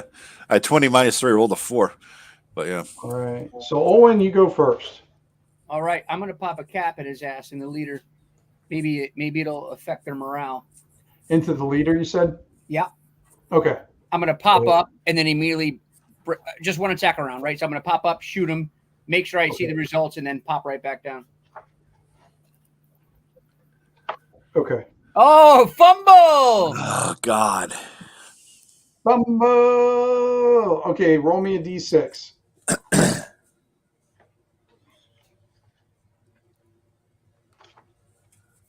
Okay, great. When you pull back your bow strings breaks and it falls out of your hand and makes a racket when he falls down to the side of the barrow. All right, good night, guys. Yeah. All right, Kramer, what do you want him to do, guys? Kramer's going to throw a net on the guy. Oh, that's great. Yeah, on the leader. Why not? Throw it at him. All right. Hey, I'll tell you what, Mike. Why don't you run Kramer for that, like the rolls and everything? So he doesn't have any bonuses to shit. So Okay. It'll be So just he's straight gonna roll. just throw the net. I don't know. I'll just roll a 20-sider. I don't know how the attack rolls for a net, but God, you're banned from this game. So Christ. the poor Creamer goes to throw the net. He gets caught up in the net and falls into the light as he slides down the side. He's like down here now on the prone and entangled. Oh, you're not gonna have to pay him at least. All right, Dead. Brillo. So have they created a great distraction for me? You're not sure. You just know something's going on over there. And, All right. And I'm going to sneak up on this guy who's by the torch. I'm going to go around. Mine was supposed to. Am I able to get behind him? Let me see here. Why isn't it there? It's changing. Okay, because they had a 3. It didn't change. I'll tell you what. Can give me a stealth roll to see if you can kind of sneak around there. Comes the next one of the game, boys and girls. Yeah. You might have advantage though, Ken, on some of these things. I'm not sure. I can't. He's not going to have advantage on this one because he's trying to backstab someone who has somebody behind him. Yeah. So he would normally have disadvantage doing this. But I'm giving you guys a chance only a chance because of the distraction. I'm going to stab this guy. I didn't even see him. I had my turn order thing covering him up. Oh, okay. All right. Well, then I'll give you. Hey, what the hell is he up to? That one. Yeah. Roll away. All right. So I get advantage. Yeah, I'll give you advantage on this one, Ken, because everybody's they made such a loud racket to the north that they've all kind of, I have -1 on the roll because of my strength. Okay. All right. So I just tapped them on the shoulder, basically. Fuck yeah, dude. 19. Yeah. Scored a hit. 18. So that is with my short sword, and I get an extra die. And you get an extra die. Yep. That's so 3d6, 11 points. 11 points. Nice. All right. You stab him, and he just about gets to say something, kind of almost barks something, but you drop him. He's done. He's about to go, something bit me. Yeah, right. All right. Now their turn. And I'm going to duck behind his body. Okay. All right.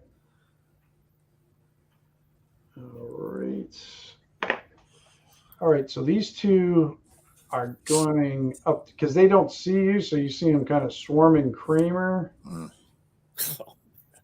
God. This one stamps out the torchlight. All right. And Kramer had the fucking torches up there next to us. Remember he had the flint and steel and the torch up there. So that's next to me now, I guess. Now I've got to do this. You guys are making me work hard on this thing today. So I'm going to give you guys just like a small light around you so you can see, but that'll be it.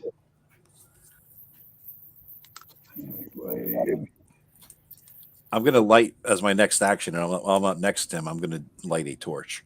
So you may not want to go through all the house. Oh, okay. You know what I mean? All so, right. Yeah.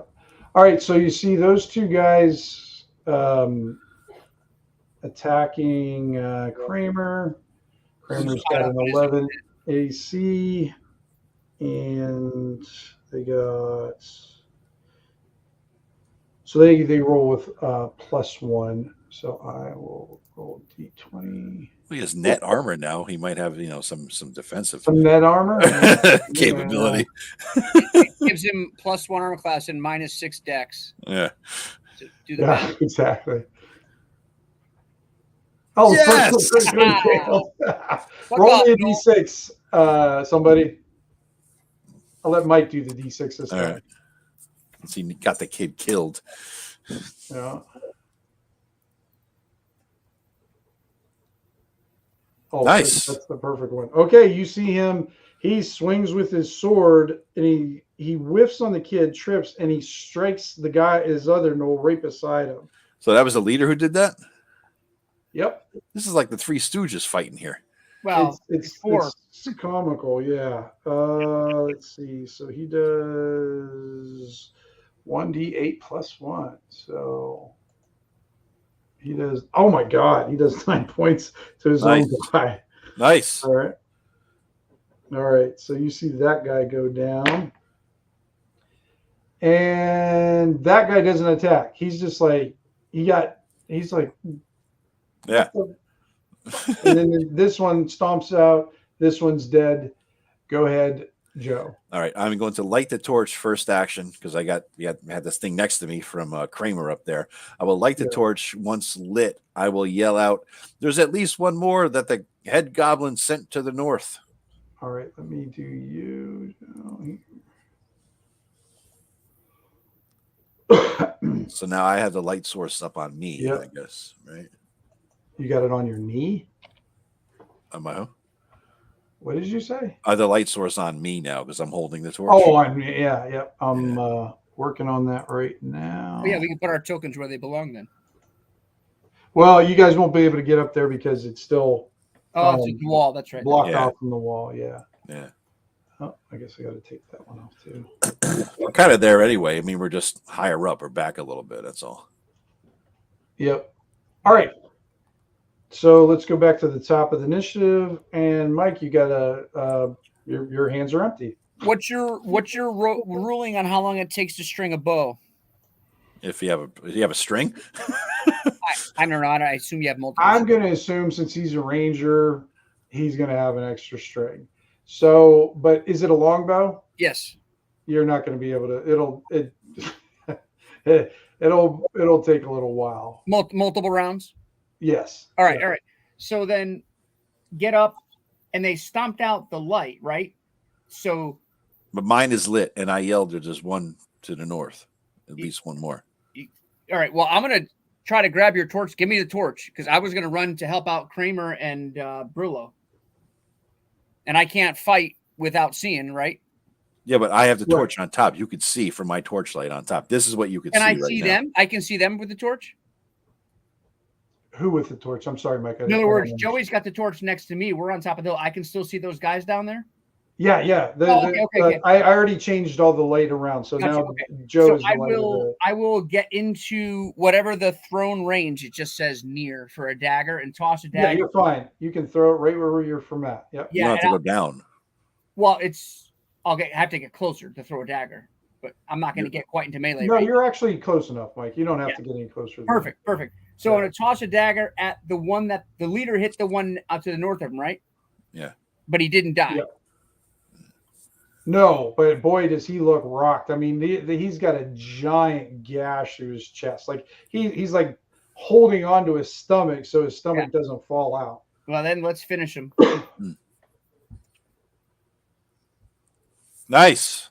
Boom. He's dead, Mike. Nice. Finished him off. Thumped him, and you basically hit him kind of like right in the face, and he just kind of did the old went stiff as a board and just fell straight backwards without a little whimper. Right on. And now once I throw, take cover again so that they can, like, I'm just kind of barely looking over the lip. And I'm also listening intently for noise to my west or north or northwest because I know there's a knoll up there. Okay. All right. Actually, I shouldn't say that. I don't. No, I did yell it out. I yelled it out. Okay. Because he did. Yeah. All right. Like Kramer is going to try to get himself out of there, and I'm going to give him a 12. It'll be a difficulty rating of a 12.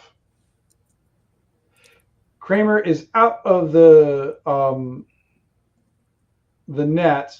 It's on the ground now, but he kind of crawls up and tries to hide behind one of these rocks, and it's not giving him very much cover, but a little bit more than he had before. All right. And what did I do with the turn order? I lost Brillo. Yeah, so you have to double Brillo. Yeah. Okay, so go ahead, Brillo. All right, I am going to. Do I need to roll a dexterity check to sneak up on this guy? You know what? He's pulling. He has no idea he's back there, so you're fine.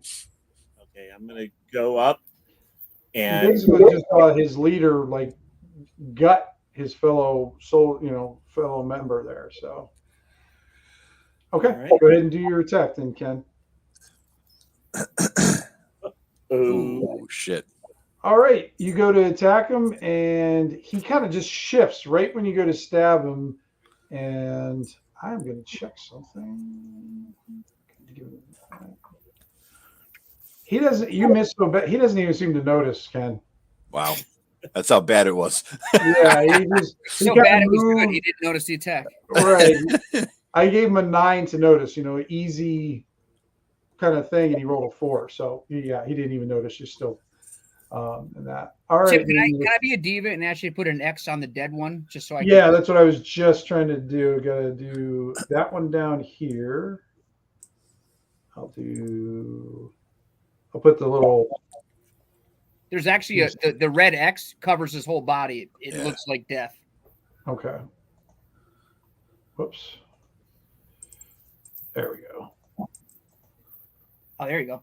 Boom. All right, and then not one on this one appears dead. All right, that's what you have. Now these two haven't been hit yet. So right.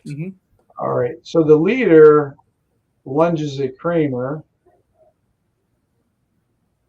Who knew Kramer was being our face tank? Oh wait, he sees you too, Joe. So I'm going to give him a chance to skip you. So I am 7 feet up. So I'm up there. Yeah. Yeah, you see he's got a bow. He's got a very fucker. Yeah. Yep. So odd Kramer, even you, Joe. Do I have some level of cover because I'm sort of laying down at all or on the hill? You lay down or the something? Staff in front of you. What? Did you lay that? You said you laid down? Yeah, I mean, you light the torch. I mean, I guess I'm short. I didn't say I was laying down, but I'm going to say lighting the torch takes most of your time, anyways. Okay. No cover time then. Because you got to grab it out of your, lighting torches and drinking potions are always a weird action in any game because, I mean, I can't find shit in my wallet, let a backpack.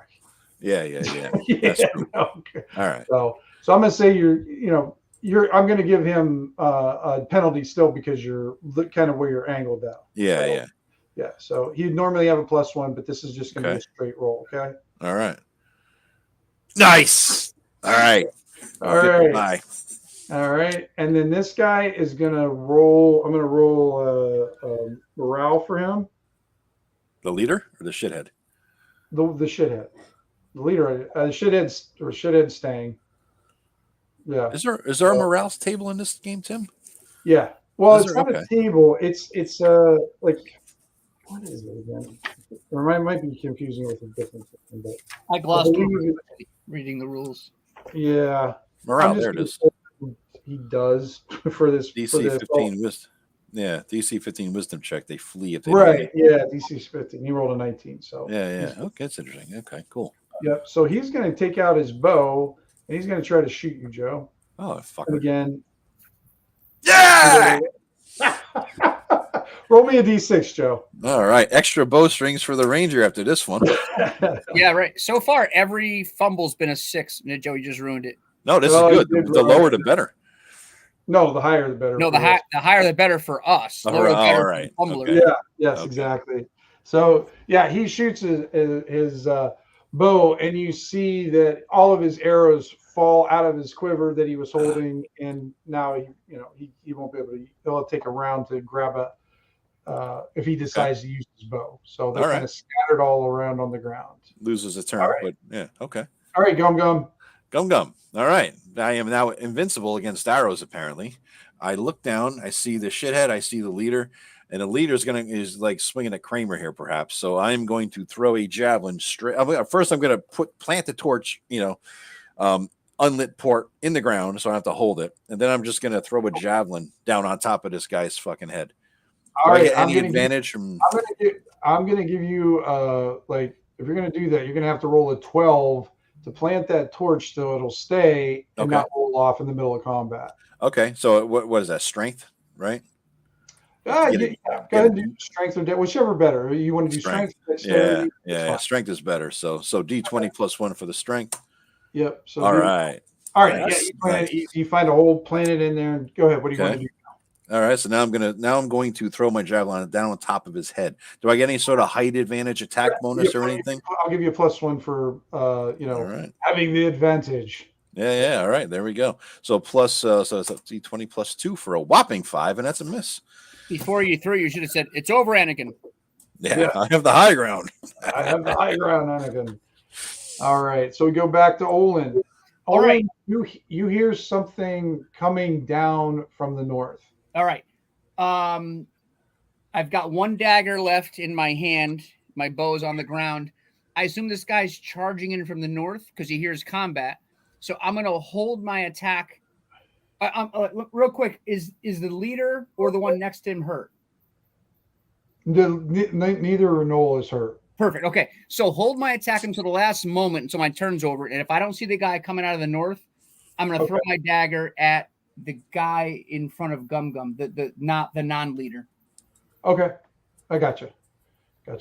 So if I see the guy coming into Torchlight, throw it at the new guy. Otherwise, throw it at the guy to the south. Sounds good.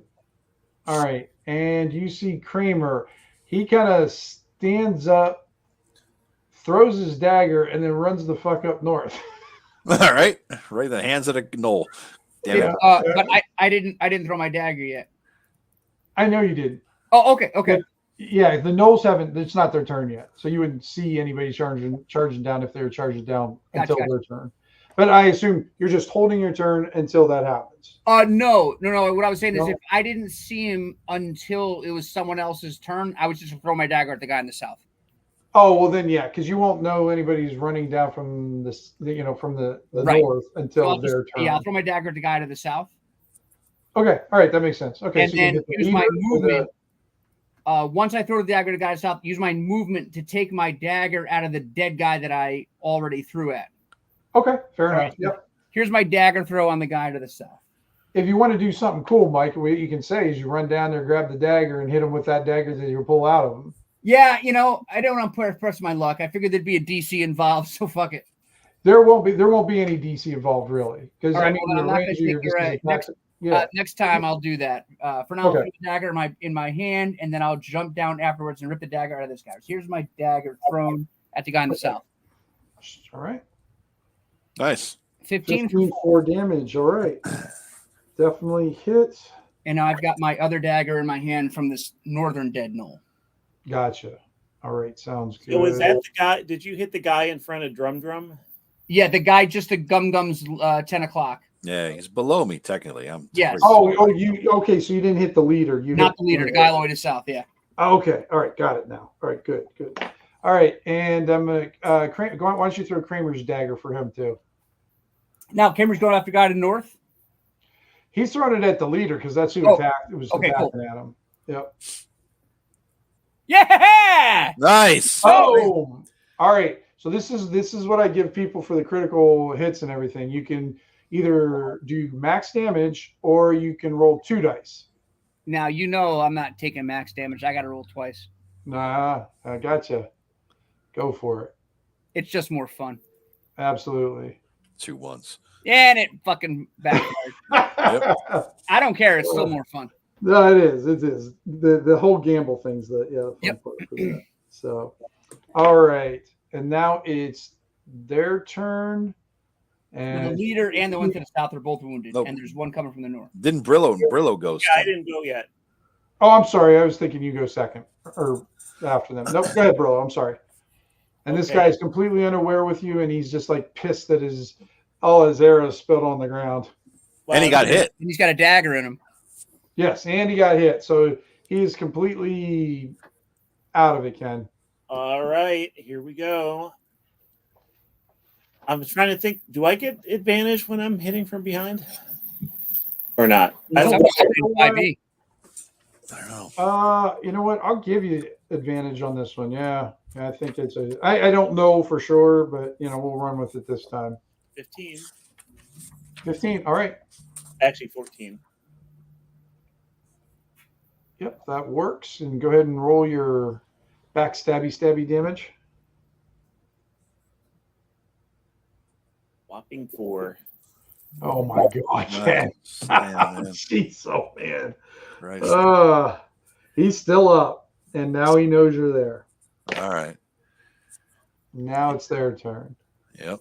All right, now he's got to decide whether he tries after. Well, you're still up on top, aren't you? I'm up on top. Yeah, I'm 7 feet up. Yeah. All right. You see him turn around. Oops, I'm moving you. You see him turn around kind of, a little bit slowly for combat. And he's pulling out his longsword. And it looks like this rusty, janky old broadsword. And he takes a swipe at you. And he hits an 18. All right. And you take 1 point of damage. Ooh. All right. The leader turns on you, Owen. All right. Armor class 13. He's facing. Okay. Nice. You rolled a 6. All right. Go ahead, Gum Gum. Sorry, I had to step away. Gum's up. All right. Yeah. So you basically you saw Brillo get hit, but he just a minor hit, and then the leader whiffed on. Nice. All right, I'm gonna throw my second javelin down on the one who's hitting my fellow goblin Brillo there. Okay. D20 plus 2. Mm-hmm. Fuck you, and if fuck you only had 20 more javelins, you'd hit. Christ. Back up top again, guys. So we'll go with Owen next. What's the ground made of? Oh, wait. I forgot to add. The ground's just sort of like a combination of like old leaves, stones. It's hard ground, but it's got enough like leaves on it that's over top of it that when it's wet, it can definitely make it slippery. But right now, it's not. The rain hasn't, even though it was rained earlier, you noticed the rain isn't even hitting down here. Has that guy in the north's red dotted? Why? Just because I made a copy of the leader. Oh, gotcha. Okay. That's all. I'm taking off the red dot right now, but you see he's getting into range, but he won't be able to attack Kramer yet. He'll be attacking Kramer this round. So I just grabbed the dagger out of this dead one, and I'm gonna, while I'm down getting the dagger, grab a handful of whatever the fuck I get off the ground, toss it in the eyes of this leader, and then stab him with my dagger. Wait, say that again. I just took a knee to get the dagger out of the one to the north, this one. And as I grab the dagger, I'm standing up to confront the leader. I'm going to. Your one dagger is what? Isn't he in the leader? No, I threw a dagger at this one last round and pulled. I got you. All right. I pulled the dagger out of that one this round. Okay. At the end of last round. So I'm going to grab a handful of whatever the fuck on the ground, toss it in the leader's eyes for whatever it's worth, and then attack it with my dagger. I'm a cheating motherfucker. All right. If you're going to do 2 of those things at one time, I'll let you do the first one without a penalty. But when you turn around and throw the dagger, I'm not going to throw it. It's going to be melee. Oh, you're going up and running melee. Okay. Yep. Yeah. Okay. Why not? Let's do it. All right. Go ahead and just roll the hit for the. You know what? I'm going to make it a DC thing. So I'll do it because it's the dirt's right there. He's right there. You have to beat a 9. Just do it. Use Dex, I guess. Yeah, use Dex. Yep. Yeah, it's not a strength thing, right? So. No, this would be just flicking some. That didn't work. You kind of hit him in the belly. Didn't do anything. Okay, then normal dagger attack. All right, go. You gonna run up to him then? Yep, melee. Nice. Damage, nice. All right, go ahead and move your guy up and did 5 points of damage. He was already hurt. I think Joey hit him already. No, Kramer did. Oh, you're talking down south. Okay. No. I'm going to the leader. I just didn't know if he was hurt or not. Yeah, Kramer hit him, Geek. He threw the. He was hurt. Which one? You're hitting the leader. Leader. Okay. Yeah. Dagger melee. Confused. I was thinking you were attacking the one that's on Kramer right now. Nope. But now that guy, the leader, was hurt, right? Because Kramer hit him. Yes. Yeah. Nice. He's down. Yeah, he's got some blood oozing out of some orifices. Yeah. Nice. Okay. And Kramer lets out a scream because he doesn't have a weapon now. He's just got his broomstick and everything like that. So he's going to backtrack to here, and this is all the further he's going to go. But you kind of see him in this panicked little rage kind of thing. He's like, you just hear him coming up doing that hysterical kind of scream and his little stick that he's got. And he's going to crack the leader with a stick. Nice. And you see he misses. Big balls. And he kind of stands there. But you see him looking behind him, panicked also. Mm-hmm. All right. No. Where were we at? Brillo. Brillo. All right. I have no stealth to give here, so just D20 minus 1. Okay. So 13. Let's see here. I think. Yep, you hit. 3 points. How many? 3? All right. Okay. For strength, I get -1 on damage as well. Yeah. No, it doesn't affect your damage. It just affects your no. Oh, good. No, your strength doesn't affect your damage. It just affects your hits. Oh. Okay, so 3 points. Yeah. Were you adding your strength into stuff, Joe? Huh? No, it does affect your damage, though, Tim. It says roll your weapon for under damage on page 89. Mm-hmm. And your spells, roll your weapons damage dice plus relevant bonuses. Wouldn't that be the strength bonus? No, they don't add strength bonuses into Shadowdark from what I remember reading and everything. It's just to hit. Just to hit? Okay. Yep. Okay, if I'm wrong out there, guys, please let me know. But I'm pretty sure that's how I remember it playing because I found it pretty odd. So that's why I was reading it. Because because I think it came up when Matt was running a game, and but if you read it, Joe, and it says otherwise, let me know. It just says under combat, under damage. It says when you hit a target with an attack or spell, you damage it. Roll your weapon or spells damage dice plus relevant bonuses. I guess I would have thought the relevant bonus was strength when that. It says something in there about it, and that I'll have to find it just to clarify it myself. I'm pretty sure that's what it is. But like I said, if you can find otherwise, I'll retcon that kind of thing. Okay, so we're back up to Olwen. I think you're out of daggers now. No, I'm in melee, so I got that one. Oh, that's right. You're just stabby now, huh? I think you skipped someone. You skipped the goblin, the gnolls rather, Tim. The gnolls and me both. Oh God, I'm talking to you, and I'm thinking you. I would have taken that math and have him skip both of them. The math. No, I can't cheat. All like right, that. This goblin's or Noel's coming up, and he's attacking you from behind, Olwen. But he doesn't have surprise because you knew somebody was coming up from behind you. So there's nothing.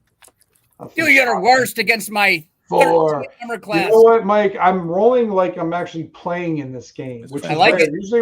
Usually when I'm GMing, I'll roll way better, but tonight I'm channeling my inner player. So, I've gotten hit way more than this with a way better armor class. Yeah. All right, and then the one that attacks you there, Brillo. And misses then too. So, all right, Gum, go. All right, I will. I see the leader here. I see who looks more closer to death, the leader or the guy to the south. Both of them don't look like they're in good shape. All right, I think I will jump down because I have no javelins. I've only had 2 javelins. I'm going to draw the warhammer. Yeah. I'm going to leap off of this 7-foot tall thing with the warhammer out, ready to go whack-a-mole right on the leader's head. And I will yell, "Kramer, I will save you!" And just like crunk him on the head. All right. So many kind of like attack or strength or damage bonuses if I do any of that happy horse shit. Roll better. Well, I mean, 20. A little extra from the weight coming down my whole. All right. The weight that your character probably couldn't lift. Nice. 18. Nice. You're already rolling high anyways, aren't you? Yeah. So D10 plus 1 on the damage. So did you do the leader or the one on Brillo? The leader. 5. 5 off the leader? 5 off the leader. He is staggered, but still up. But he is son of a bitch. He is out of it. All right, I'm right. Kind of guess I'm here then. I guess I'm laying on the ground there, Yeah, well, you don't have to lay on the ground. No, landed. Oh, okay. All right. And then we go back up to the top then. All right. Turn. The leader's about to drop. I will melee him with my dagger one more time. Okay. Let's go. Nice. All right. Gum, you get like some blood spray on you from Owen's attack, and the leader just drops. Yeah, you don't need to roll double damage on that one, right? Yeah. He tries to grab. No, I know. Yeah, he tries to grab at you as he's dying, as the blood's just like pumping out of him, like trying to grip at you, and but he just kind of drops to the ground. All right, let's go for our next guy, and that's Kramer.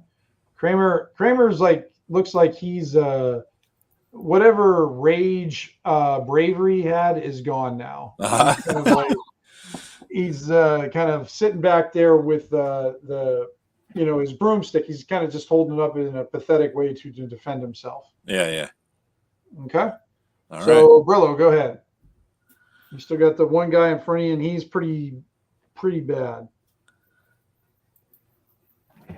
Damn. Nope, nothing there. And then I'm gonna do a morale check.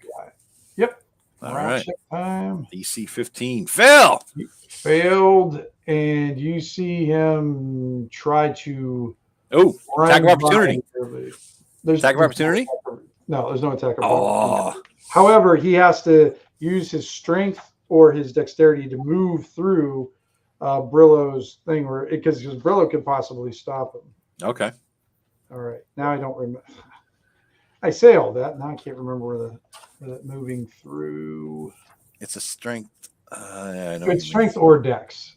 He just he would use strength then, right? Yeah. Yeah. That is on actions. Look at key master. If there's a balance running in. Where is it? I'm looking too. I don't see where the fudge it is. Overland travel, carousing. You think it'd be under combat? Maybe it's probably under combat. Maybe I'm looking under game master, so maybe it's not under combat then. German surprise? No, you would think so, but no. Resting. All right. Well, instead of moving around, they're going through his thing, and he'll just go around. Yeah, you might as well. Yeah, and he'll head directly south. Then, so you see him running directly south, and he kind of reaches the edge of the torchlight and kind of disappears in the edge of the torchlight. So you guys can go after him, but then you won't be able to see him. Okay.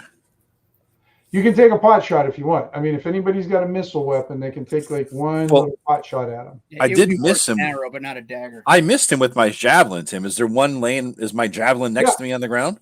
Then fuck it. I'll pick up the javelin and take a goddamn shot at him. It doesn't blow my turn, right? I'm up next. Is this my turn technically, or? Because we got one up north still. Let's see here. So he's disappeared into darkness. You can do that next turn because he'll be where he is, and then I have to do the one on Olin on the back. Okay. Oh, I got to do no. First, I got to roll. He's all in for getting Olin. All right. Rolled a 20 for his morale. So. Oh, nice. Yeah. Love morale. So I could. So on my turn, which is now, I could throw my javelin off the ground and throw him. I think a 15 hits you, right, Mike? Mm-hmm. Okay. And he does 5 points of damage. Ooh. All right. And now it's your turn, Joe. Gotcha. 7. A lot of missing. All right. So much for that. Yep. Okay. Back at the top, Olwyn, you got a knoll up your ass. Yeah. That's pleasant. The knoll that Joey chose not to attack instead of attacking the guy in the dark. Awesome. Oh, yeah. I'm going to melee that guy with my dagger. He's not quite in the dark. You can still see him. 14 for 5. All right. You definitely hit him. All right. Geez, once I stop using my bow, I'm a devastator with my dagger. Yeah, you are a dagger beast. A little Wolverine action. You need to strap 3 of them on each glove and just start going at it. Or I'll go for 4 and be Freddy Krueger. Yeah, there you go. Go ahead, Brillo. Kramer's not. He's no. I'm not doing that. All right, I'm going to move up. That is not very far. No stat bonus to damage. Grimoire says. That's what I thought. Only hit points. Yeah. Okay. All right, I'm going to move up here and attack. Okay. Hit. Yes, you did. 4 points. 4 points. He is really staggered. Okay, it's turn. And since I rolled a 20 last turn, I'm not rolling.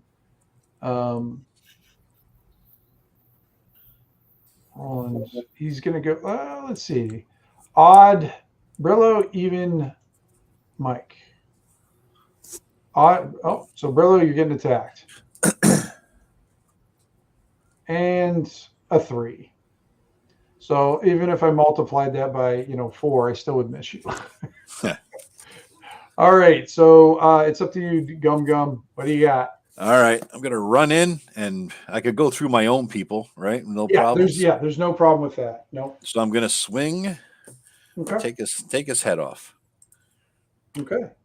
So that's D20, and then my bonus is +2. It's a pretty good shot for a hammer to take a head off. Ah! Yeah. Not with that roll either. Oh! Big dreams. Oh, shit. Hey, announcement here. We have a new member of the channel. Thank you, Doc. That means he's paying like a couple bucks a month to subscribe to this. Hey, Thank great. you, Doc. Thanks, Doc. It's awesome. Yeah. I don't know. My channel, I guess, right? Not Tim's, I guess. It's not mine. No, it's yeah. I'm watching yours. I didn't even advertise for mine. So yeah. All right, nice. Thank you. I'm going to go out and say that he joined because of my contribution, since that's the only difference between this week and last week. It has to be. Maybe it's me. That's true, Ken. That's a very good point, Ken. I apologize. I didn't even think of that. No. Just because Ken's quiet doesn't mean he's not here, motherfucker. Go ahead, Owen. This guy is on. I'm going to go for my third killing blow of the session. Okay. Melee this guy. Hell yeah! Boom! He goes down. That is one wicked dagger you got there. I like it. Both of them. One of them got a killing blow on the throw, and the other one I meleeed with, and I couldn't even shoot my bow once. You couldn't even shoot your bow once. All right. So what I want you to do, I know you guys are going to go for treasure and everything like that. Oh yeah. So all these guys have broadswords or long swords, I guess is what they have in here. All right. So everybody's, so you got 1, 2, 3. You got 4 long swords because you killed 4 of them, right? Yep.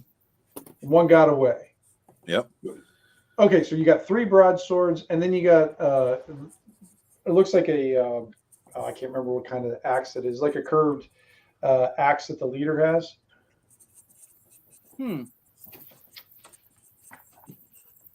So 4 long swords and a curved axe.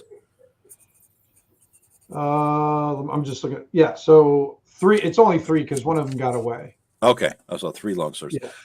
3 long swords and then 1 great axe. And one. It's a great axe. So great axe.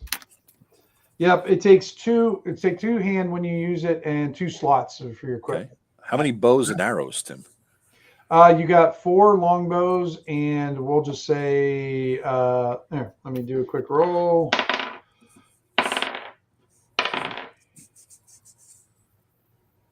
I think wouldn't it take 2 goblins to use a longbow? They have to stand on top of each other. I don't think a goblin can use a longbow, can they? No, these are worth a lot of money to sell back in town, though. If we could carry them, that's the problem. Well, 55 arrows. Wow. All right. A couple of questions. Can a goblin even use a great axe? No. All right. So by default, I'll take that shit. Okay. Can a goblin use a longbow? And each of them will have a dagger too. 4 daggers. Yeah, but these daggers are, these are like hacking daggers. These are not throwing daggers. So just keeping that in mind. You could still throw them, but it'd be like Sleestack shooting crossbows. You're more likely to hit them with a side than Yeah, natural right. stab anybody. Okay, so But they dagger. would make really good. They still are in good enough shape that you could.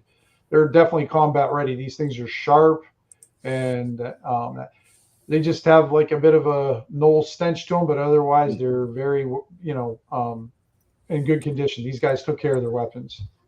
Okay. Right. How about the armor, Tim? What are we? Armor, shields, anything like The that? the armor, basically, like I said, is leather armor. It's so stenchy foul that it's not even. It's Not not worth the weight fucking carrying. bad. Okay. And how about Yeah, coinage or anything else? Well, once you get into like their armor and stuff like that, what you do is they each have kind of like a necklace on them, and you see coins kept on the necklace. Okay. And this is not an unusual thing. Like a lot of the guys will. It's kind of a lot of the races around here will wear their wealth around their neck because a lot of the coins have holes in them, so they can display it, and it's a sign of power. I guess bigger peckers or something like that. Okay.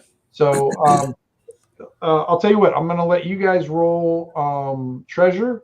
So give me 4 d20s. Each of us? No, one of you. Fucking scrounge. Okay.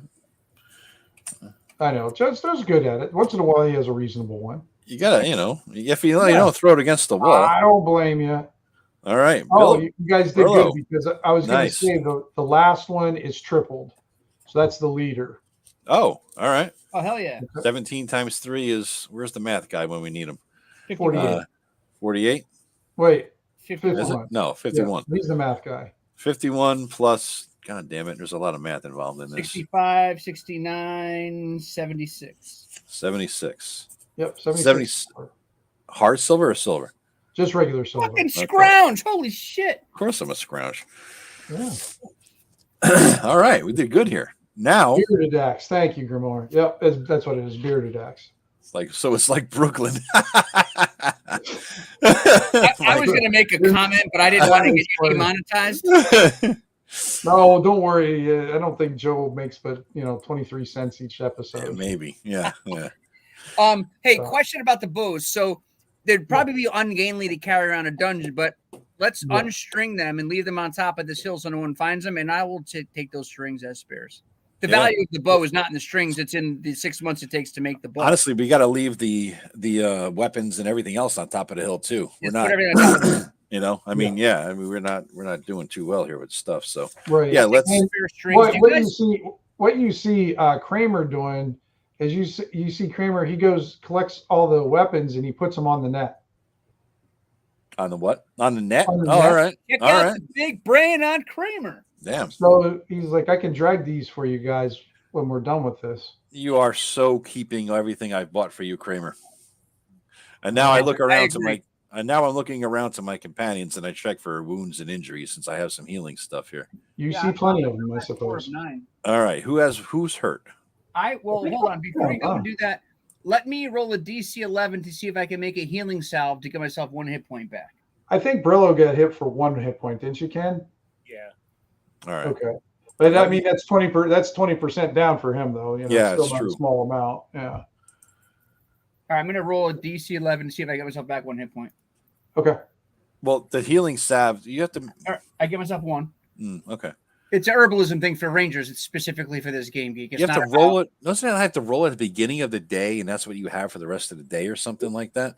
No. You make an intelligence check for an herbal remedy. You choose. If you fail, you can't make it again until you successfully rest. It's just you're mixing up 5e shit.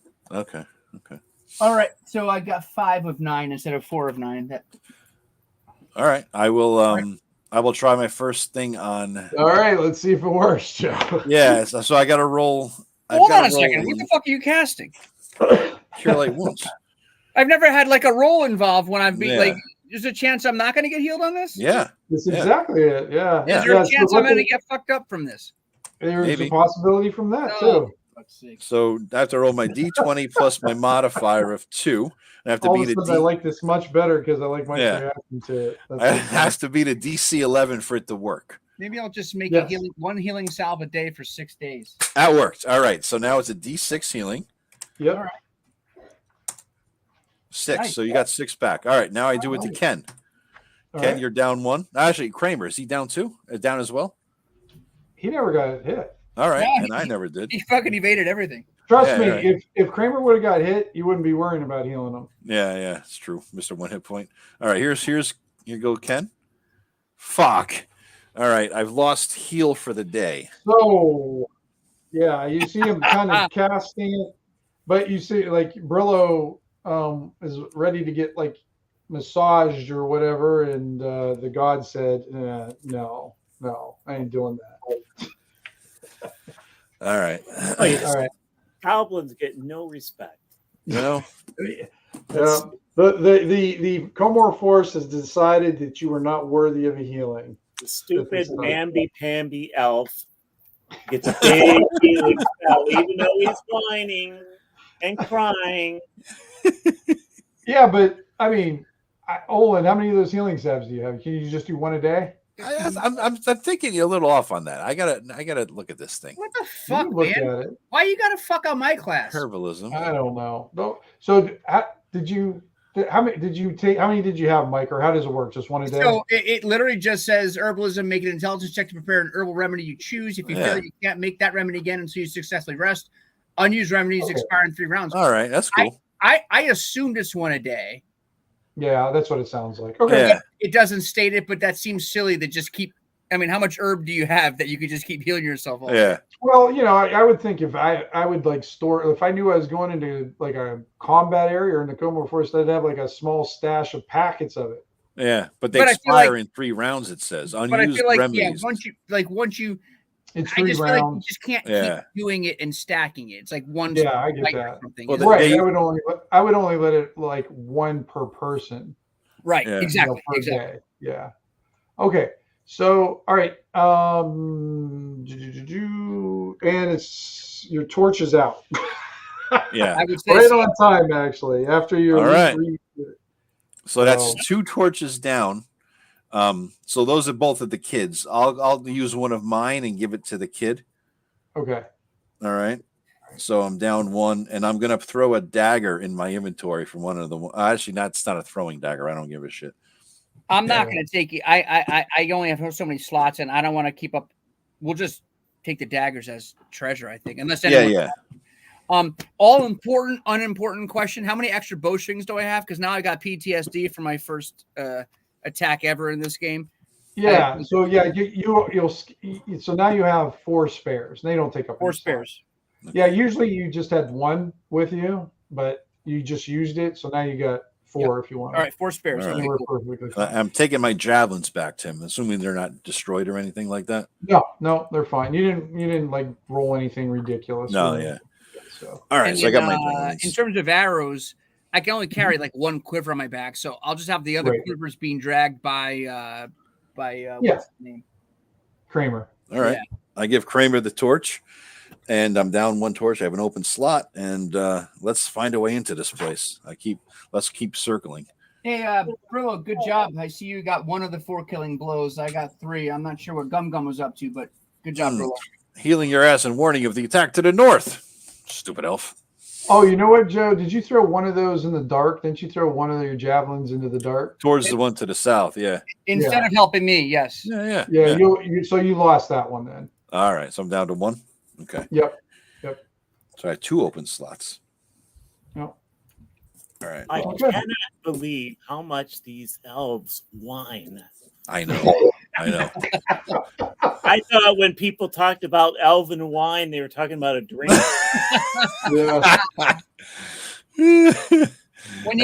When you get 3 or 4 kills, you get the chance to whine. Mm-hmm. And he knows the healing didn't work after I used it on him. I think the gods were annoyed that I healed an elf before I healed one of my own kind. That will not happen again. Trust me. Once you heal an elf, you never go back. Mm-hmm. Oh, apparently. I don't think that's how it goes. All right. So what do you guys like to do from here? Let's try to look for an entrance still. Let's head around. Okay. We haven't done the northern section of this. We just done everything else but it looks like. Yeah, we did east, south, and Breach. You didn't miss too much. We're still alive. Tim is running a Shadowdark game, and we just survived the null combat. Got some loot. Yep. kick some Yeah, ass. you guys lucky I was rolling like my play, because if I've been rolling like I usually Yeah. GM, oh, that'd have been ugly. Not good. Yeah. All right, what do you guys do? I'm going Let's to keep move going. up. Move to the north. Go ahead and just move your guys where you want to go. Okay. All right. Go ahead and keep moving. So you want to get where you want to get there. Ah, I see a door-like structure. All right. You see a stone cap. Hey, And then- Gum. There's a door-like structure here. A door-like structure. Let's see And what you this see is. that it has faded runes on the cap. Kramer, And bring on that the light. bottom, and then aligned at the bottom of this door, look, there are like the whole bottom length of the bottom of the door. There's colorful stones. Okay. Do the That's- ruins, the runes match anything like I found on that belt buckle? Some of them do match that. Yep. They're kind of difficult to tell because they're so faded and worn, but a few of them match what the belt buckle is. Doc Flamingo. Elves need healing. Can't they just blow a line of fairy dust? There you go. Yep. New I- magic item, huh? I actually had to turn off. I had YouTube going just to watch the comments, but I was getting fucked up in the head because I had some whiskey or some bourbon and an edible, and I'm watching the monitor, which has Tim's roll 20. Then I'm watching Right. my roll 20, and then I was watching YouTube, and I got all fucked up, so I had to turn one. I on. know you can't. You start clicking on the YouTube screen. Yes. and You guys then clicking you on 3 can't- fucking yep, screens. Yeah. Yep. I know. And you only had So- 6. I'm looking at 3 of 6 screens. That's right. All right. So what do you what guys want to do? what do these stones look like? Are they rocks or like gemstones? What kind of? What they kind of look like. I'll tell you what. Give me an intelligence roll. I'm not going to bother. Of a 9. Somebody Well, somebody target smarter than 9. me should look at that. I'll roll. well, no, you're the only one who would know. Yeah. Oh, okay. Okay. So D20 -2. Well, you know what? You can use wisdom. Use wisdom. All right. That works. Yeah. D20 +2. That'll work. I'll accept that. It's a religious thing, right? So yeah. Yep. I still got it. Hey, fuck you. Okay. So you miss it by 1. I mean, what they look like to you is sort of some family memento kind of thing. You know how people put like stones on tombstones? Yeah. Kind of the same thing as that. You're guessing that's what it looks like. All right. Well, I don't know if there's any bad mojo by moving these, so I'm gonna move these. Well, let me back- Yeah, stand Okay. stand aside. I'll move these things. Get Kramer out of the way. Brillo, All right. Brillo, aren't you good at moving things and avoiding traps? Why don't you move these things? I'm using Kramer as cover. Hey, Ken, are you there? Ken, step away. Did I miss it? Mm. Oh, he did step away a second ago. Ken will be back. Oh, okay. All right, yeah. So on the private chat there. All right, so I'll assume I'll push Brillo to the side and I'll do this. I'll move the thing. I'll move the stones to the side, all the little stones. All right. Anything bad So happen to me? then- Am I dead? No, nothing No? happens to you. All right. No. All right, I moved the stones to the side, and then I look for some sort of way to open the door. Tim, what's the gist of this thing? It looks like a stone cap. So somebody has to move this rock, basically, Or break it. or break it. Or, figure out what it does. How big is it? How much would you guys estimate it weighs? I wouldn't estimate. I have no idea. All right. But heavier than a goblin. Okay. I'm not found. What do you mean by stone cap? It's like a stone door plug. Kind of like what they put on, like think of it as a funeral type of, for a barrel. And what they'll usually do is take one large stone and cap the barrel, Oh, gotcha. like Okay. cap the entrance of it. This one seems a little bit more intricate. This thing seems to be like within the structure itself, like whatever structure they have inside. This thing seems like it's fitted into the structure. So it's not like a stone to be rolled away, or because the way they built this, they obviously, of course, don't want anybody disturbing it. Yeah.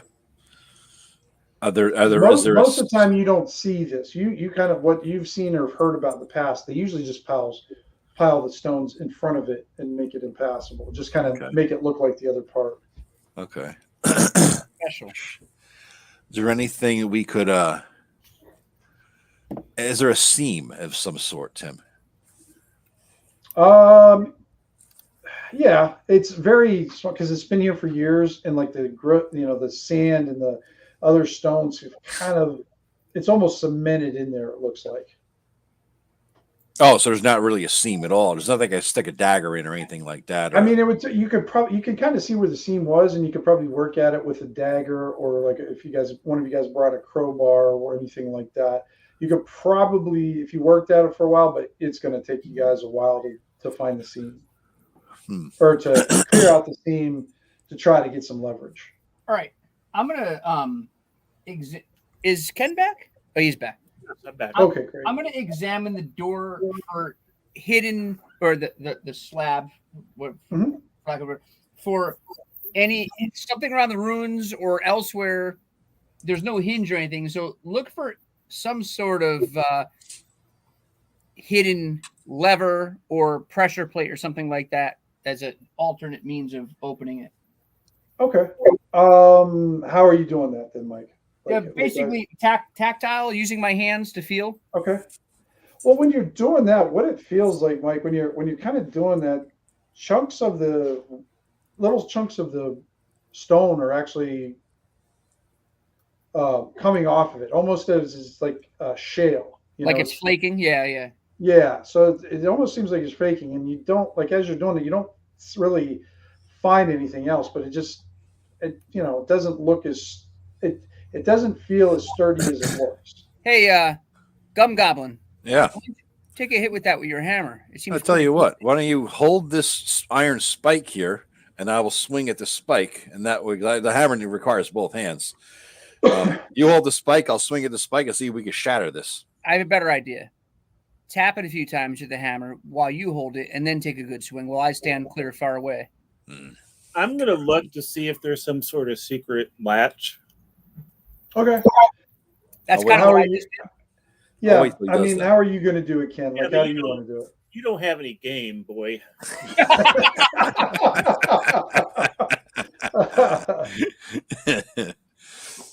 Yeah, Mike said, well, maybe if you had some C4, crowbar C4, both help. I'll let him look for a secret thing before I start smashing like Hulk. So what exactly are you going to do, Brillo? I'm going to climb up on top of it. Okay. And look at the top of it, like along and do I see anything along the top edge that is promising? Yeah, actually, when you're up there, you kind of see this stone has been kind of split. It looks cracked from the top, and like chunks of it. You see one part where you kind of just put your hand on it, and you see kind of like a foot of like a foot long chunk just kind of comes right off the top and falls to the ground. Almost hits Gum in the foot. Oh! Note that I moved when he went up there. So watch out, Thumb. I'm going to pull out my grappling hook and use it as a kind of a format. Kind of like a pick and just sort of. Yeah, just. Okay. Yeah, you kind of get a chunk of it in there, and Ken, when you kind of, jump off a little bit or whatever, you see another chunk flake off. Okay. I see this operation. I'm like, let me help you with that. And I walk up to the thing with my hammer, two hands ready to swing. It's clobbering time. And I give All right. I'm going to give you the famous statement. Yeah. Don't roll a 1. Yep. D20. Well, I'm on top of this thing. Well, you're on the hill, aren't you? You're not on the slab. You're on the hill, right? On the slab, Well, he's picking stuff off the slab. Yeah. But I thought he was on the hill reaching down and pick it off the slab. If he's on He on the is. slab, all Yeah, right, so it won't he hurt is. him then at least. Well, All you right, don't know if you roll a 1.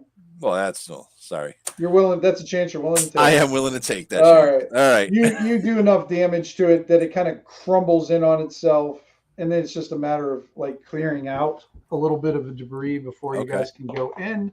Nice. Let me remove the door token.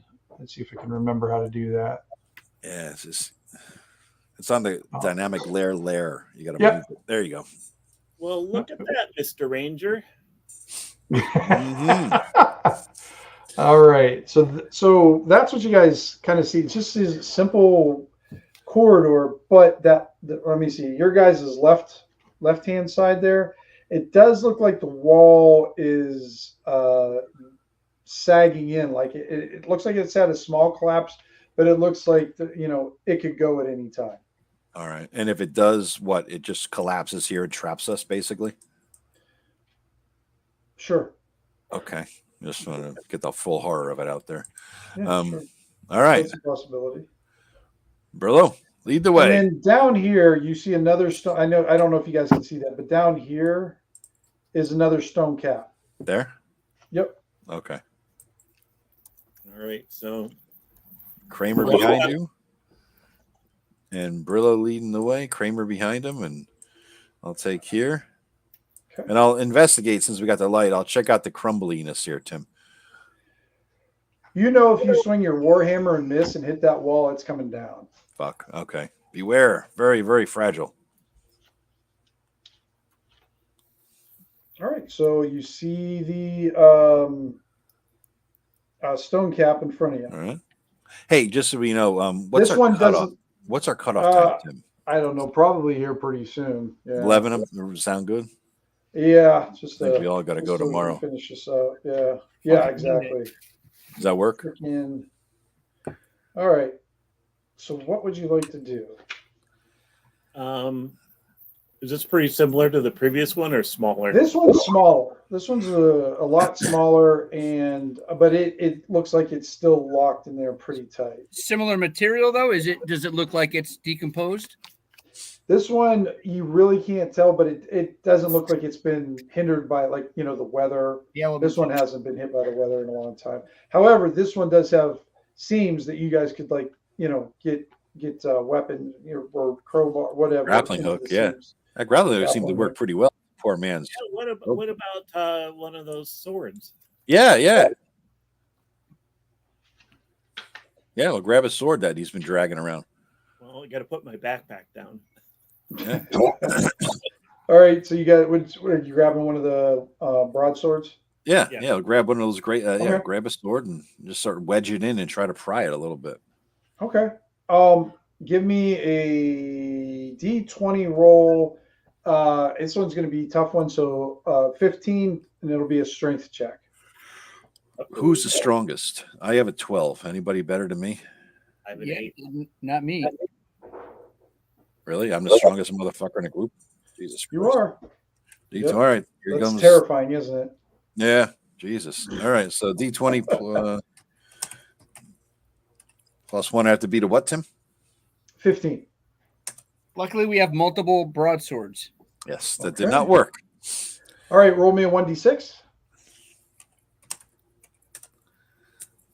Okay, you use it, and you're just kind of hinging on it, but nothing happens. All right. Somebody else want to try this? I seem to have this. Don't seem to have the leverage. You tall man, try it. Okay. 0 strength adjustment. That's how it's done, monkey. Okay, so you pried up. Roll me a 1d6.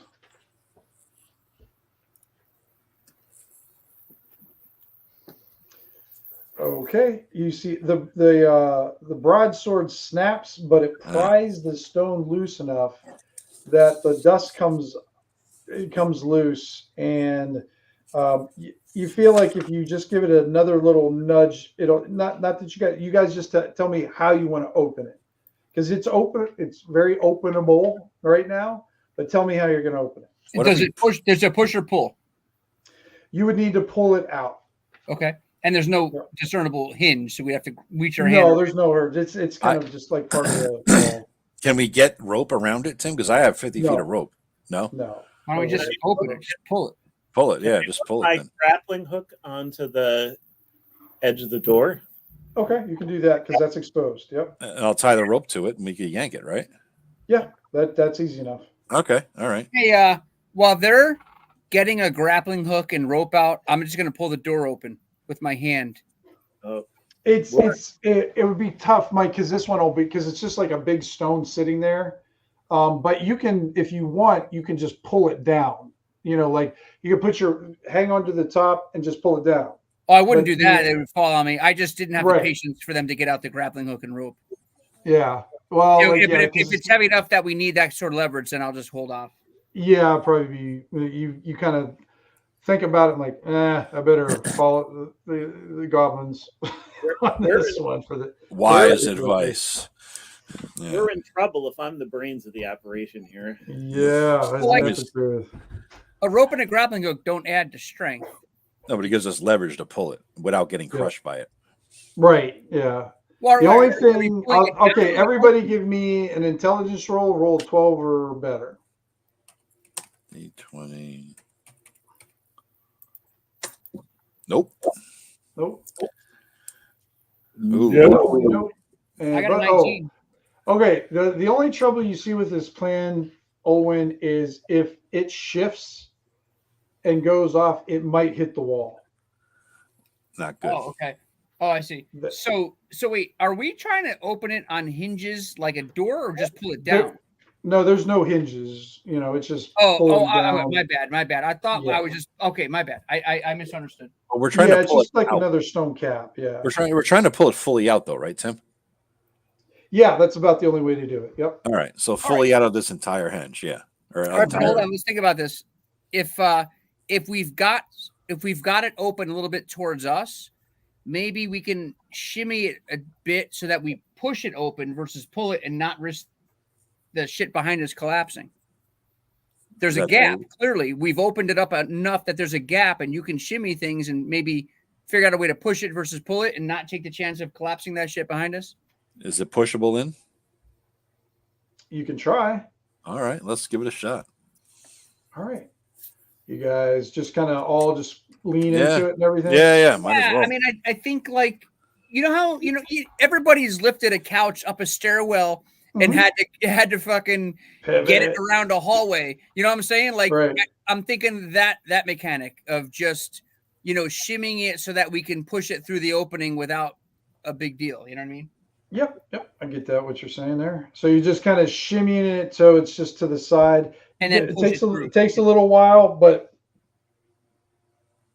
no problem. So let me move the door here. Pivot. Yes, Flynn. Pivot. Is that an old goblin term? No. That's an ancient goblin term. Yes. I think it's a Northman term. Yeah. All right. Ooh, it's a Twinkie. All right. Nice. It does look like a Twinkie now. Really nasty. Really nasty. You said that quicker than the image appeared on my screen. That's awesome. Nothing. Well, Ken gets his fame for no reason. All right. So as soon as the door falls, you see a swarm of insects just start flying out, and they attack you, Brillo. What a bitch. Tim, is there anything here that you're not showing? Is that regular size insects or like giant insects? It just looks like a swarm of insects. Like they don't look big. This happens so fast, Joe. You don't have time to look around anyways. Okay. And from your vantage point of 900 feet from the back, can't see that anyway. Fucking know anyways. Yeah. You mean the coward position? Uh-huh. Exactly. Yeah. Typical Joe's home base. Typical spot. I'm no fool. That's how I live. All right. So let's do initiative, guys. Because you guys never get surprised, so that's why you guys are. I'm remembering that surprisingly. So go ahead and roll. No pun intended. Yes. Uh-oh. I heard a yes. What happened? Did somebody roll? Oh, I got a nat 20, but my -3 makes it a 17. Go ahead and put your scores in. Is a nat 20 still a nat 20, though, Tim? Not when Is you it got still first? minuses. No, okay. No, Not when you're a bitch. No, yeah. I mean, you did the best you could. That's what But it's happens. still all right. Yeah, you But still it's not- suck. Yeah, it's not good Yeah. enough. It's not good enough. What are you trying to say? Is you suck? Yep. You're just jealous I rolled a nat 20. But you suck the least that you ever have. Yeah, at this point. that's true. That's true. So, all right, let me see. You suck, but you couldn't suck less than you are Right, now. exactly. No, yeah, couldn't suck less if you tried. I still want a Twinkie. Actually, now you got me all distracted and shit, man. They're not called Twinkies anymore. Another company bought them, and they're called something else. Really? Yeah, Oh, Hostess went out of business, and another company. There was such a revolt of people that said 19. Twinkies can't go away that another company bought them and then changed the name, but then brought it back or something. Jesus I thought Christ. that happened recently. I thought that happened years ago. Years and years ago, but you can find Yeah. them now. Yeah. Right. Yeah, and then they made a comeback for a little while, and everybody bought them, and then realized these things give really bad heartburn and aren't that good anymore. And cancer and probably a bunch of other shit. Right. Yeah. Exactly. With all the These things, But they along taste with good. yeah, but there's only 3 things that will survive the nuclear holocaust. It's Keith Richards, Ozzy Osbourne, and Twinkies. So that's really it. Yeah. You know. All right, Brillo, you just see a swarm of these. You like they look like, how could I, spiders with Wings? like a scorpion tail. Oh, that's great. Run away! So are And they there's just hundreds. or are they in the air? They are on the ground. Shit. I'm gonna reach my hand back. It's Brillo's turn. It's Brillo's turn. Go in turn order here. Yep. Go ahead, Brillo. Are they on the walls at all? They basically fill up that entire square that you're in. So let me make it the appropriate size then. So they basically take up this entire area there. Like if I climb up this wall, the wall on the west. Oh, I should tell you too. Yeah. So the insides of these things they're not very big. Let me see. The barrows are 5 foot. Are they 5 foot tall? Yeah, they're 5 foot high. And That's tall. 5 foot. Yeah, I guess 5 foot wide in this case. So, yep. So for you, it's tall, but it pretty much fills up that you're not going to get out of their way by climbing up a wall, because they are climbing up the walls too.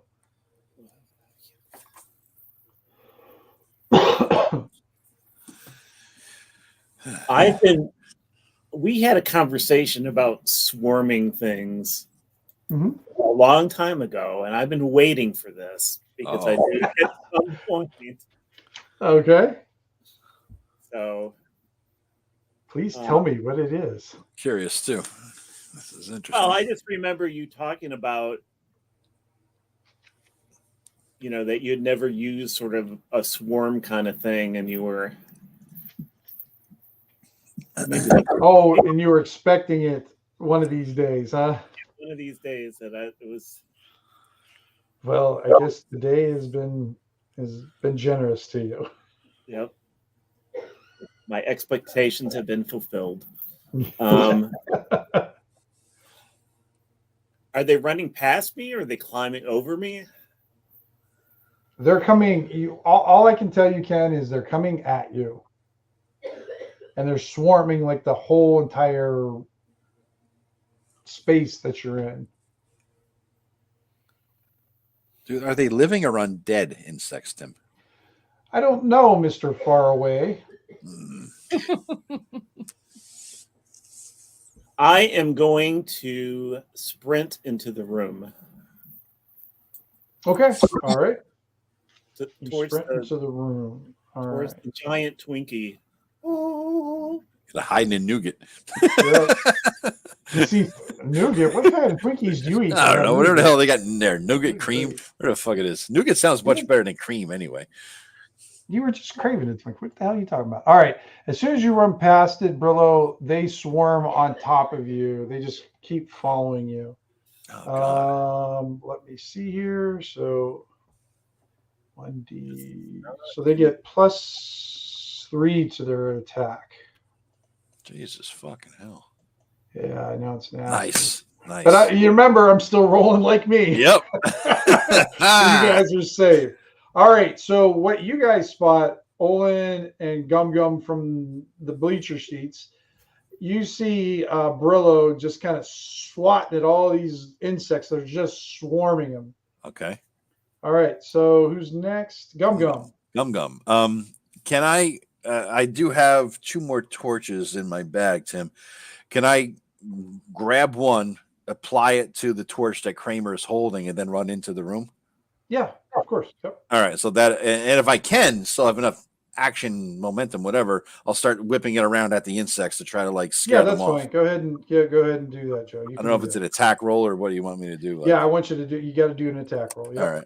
D20 plus. So the thing you're looking for, you need to be a 13. Okay. Yeah. So there's no bonus to this. It's not a strength or anything. It's just a swing and a It'll thing. probably be more dex if anything. You're not trying. Yeah, I'll give you a bonus for dex or a penalty for dex in your case. Motherfucker. Good job. Yeah. Fuck you. Fuck you. I burnt the Twinkie.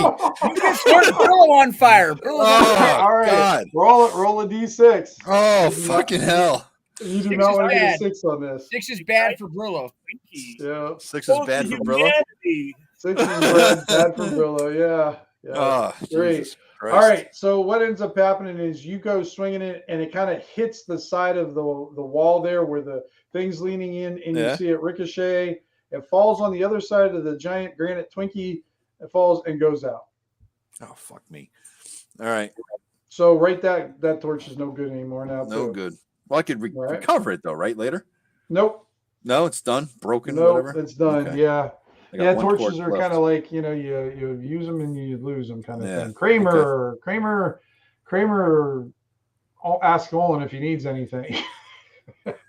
You got a torch? He's holding it. Well, no, did he? You took both of his torches, didn't you? Yeah, Joe? he's holding it. Now he's holding. That's the only one he's got. He goes, no, Gum Gum took him. No, he has the one he's holding, Tim. I just grabbed. I used. Oh, that's right. Yeah. So he has. Yeah. Okay. So he has, of course, the one he's holding. Yep. Yeah. Give me that shit. Oh, Gum Gum, you got to move up, bud. Oh, fuck. Sorry. Yeah, move your ass up there. You can't be playing natural instinct to stay away from danger. Yeah. Nope. I pulled the tanker on that one. That's what I did. You did put a tanker. All right, Olin, go ahead and do your thing. I will also go to try to light Brillo on fire. Okay. Okay, so it's a dex roll, so it's 1d plus 4. I'm just trying to So are they on top of Brillo, biting him and shit? Yeah, that whole area is just filled with them. But they're on him, trying to bite him. Oh yeah, he's covered in them. He's like he just walked into a mosquito. But in order to get to him, I got to go through some of them, right? Sure. Yeah, right. So So first things first, clear a path to get the Brillo with using the torch. That's what I'm gonna do. Clear a path. I'll give you the most of the time, like in these games, the swarm itself is considered like the monster. Okay. All right. So then I'm gonna attack the swarm. Okay. Trying to get them off Brillo. Okay, sounds good. 17. I'm a master of daggers and torches, just not bows. Yeah, your conventional weapons, huh? Yes. My roll for damage? Yeah, I'll tell you what. Roll 1d4 for fire damage from the torch.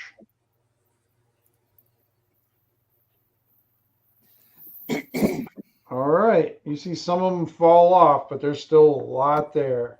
Brillo, your turn, bud. All right. I'm going to try to use the flat of my short sword. Okay. Dude, the flat of your short you're sword. old enough to remember stop, drop, and roll, aren't you? Stop. Well, this would be stop, drop, and crunch. Die. Yeah. That hit. All right, you see Brillo waving around his sword hilt, ineffectual. So Guess We'll not. go with their turn now. They're still just kind of all over them. Does that hit you, Ken? 12? Yes. That does hit you? Okay, so what I'm going to need you to do is roll a DC 12 con check. So I do get a +1 on that.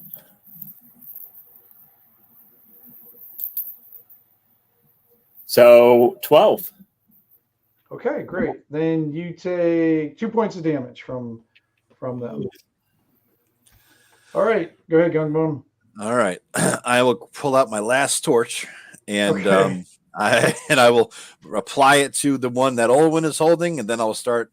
And once it's on fire, I'll start swinging it at Brillo to burn some more off of him. All right, sounds good. All right, so let's see here. Boom. D20 -3. 9. Fuck. Nothing. Missed.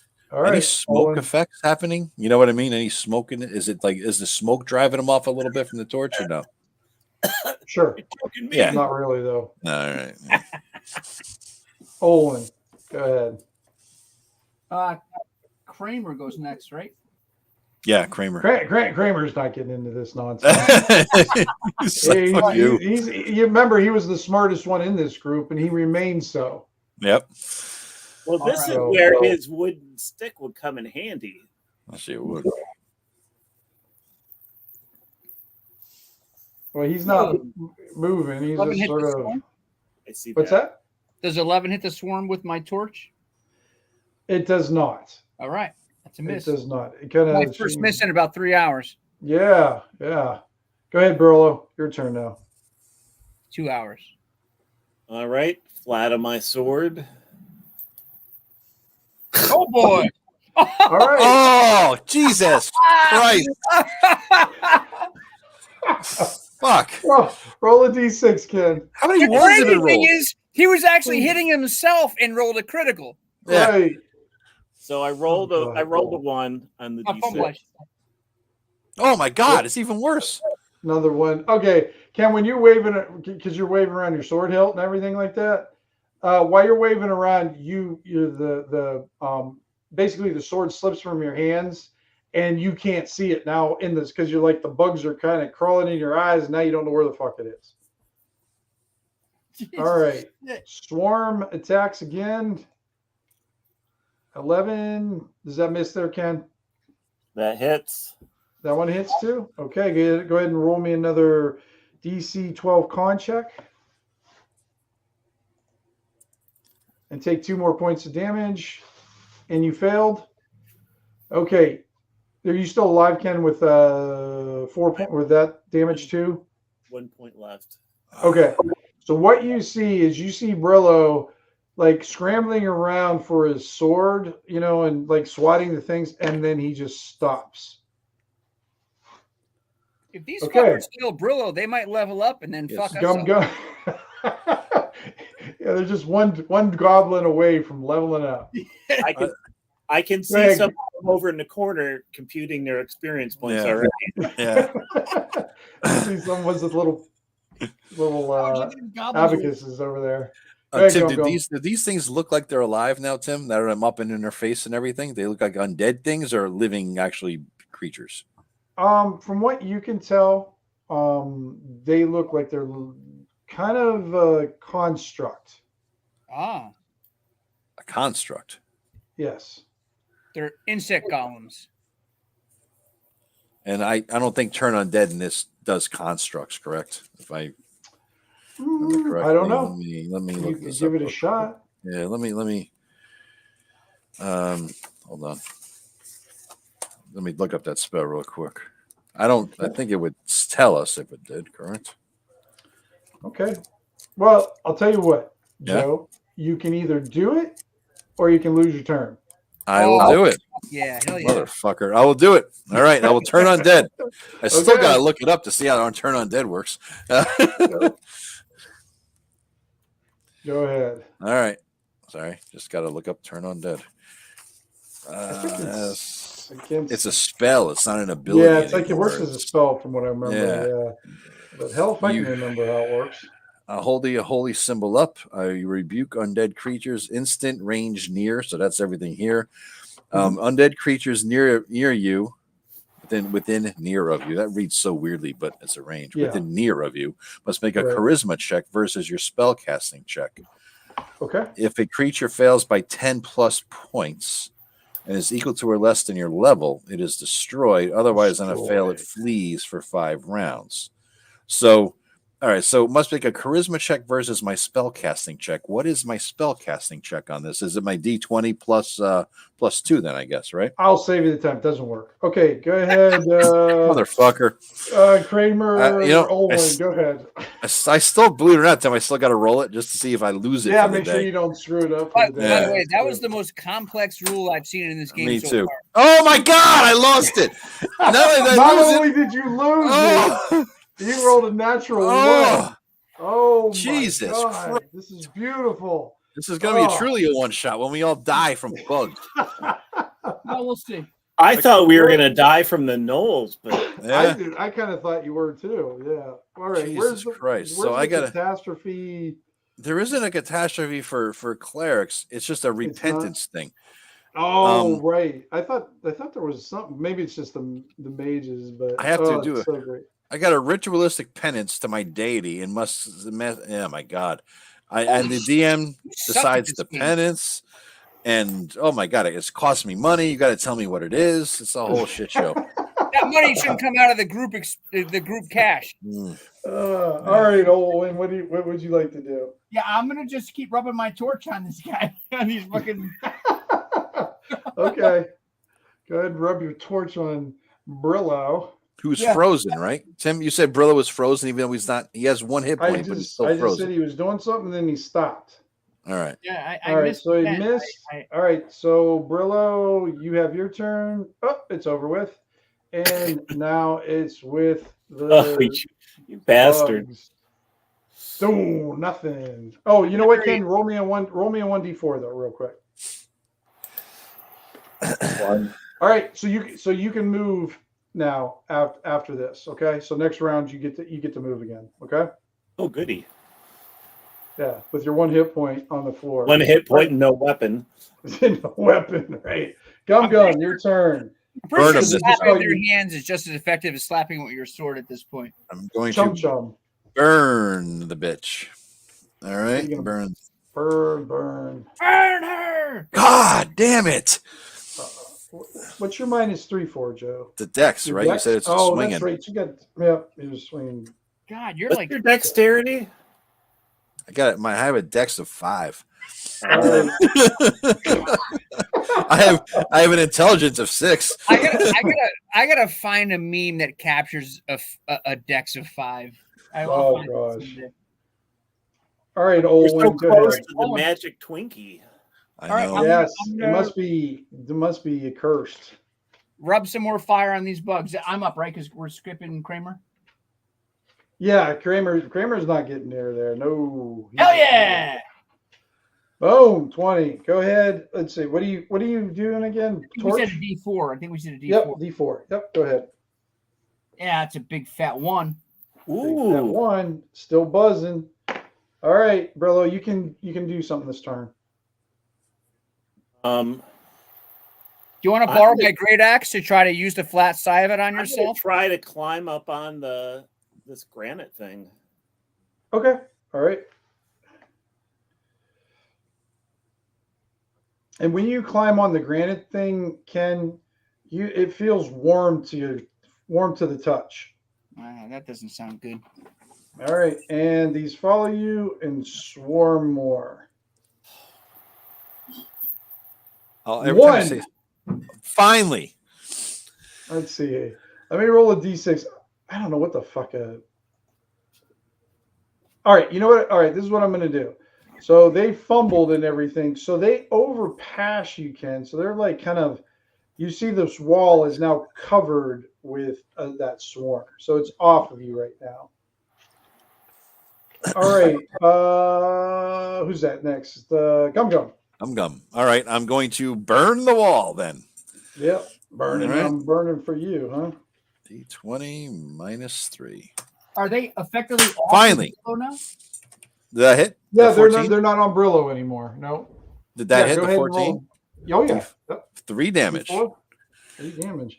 And right. you see Gum Gum apply it, and he manages, like, they all kind of massed in the same spot, and Gum Gum just put his torch right in the middle of them, and they all kind of just ignited quickly and fell to the ground. Nice. All right. What do you guys do? So in here, let me read you what's in here. So real quick, of course, there's the giant Twinkie. And that's all I'll ever see now, Ken. So thank you for that. You got to rename your adventure, Tim, to the giant Twinkie quest. Yeah, I'm gonna have to do that. Yeah. So on there you see the symbol of that buckle that you have. Yes. Yeah. And it's warm to the touch. All right. Give me one quick. I heard a weird noise outside my back door. Give me one quick second. Sure. All right. While he's doing that, let me take a quick leak too. I'll be right back. Good timing. No problem. Oh yeah, Pivot is goblin for hurry the hell up. This is heavy. Absolutely. We still got 8 watching, surprisingly. Yeah, this is my first time I started doing this stuff, guys. For my first time running it on YouTube, and actually it's the first time I've used Roll20 in about 2 years. So trying to get the rust knocked off it. So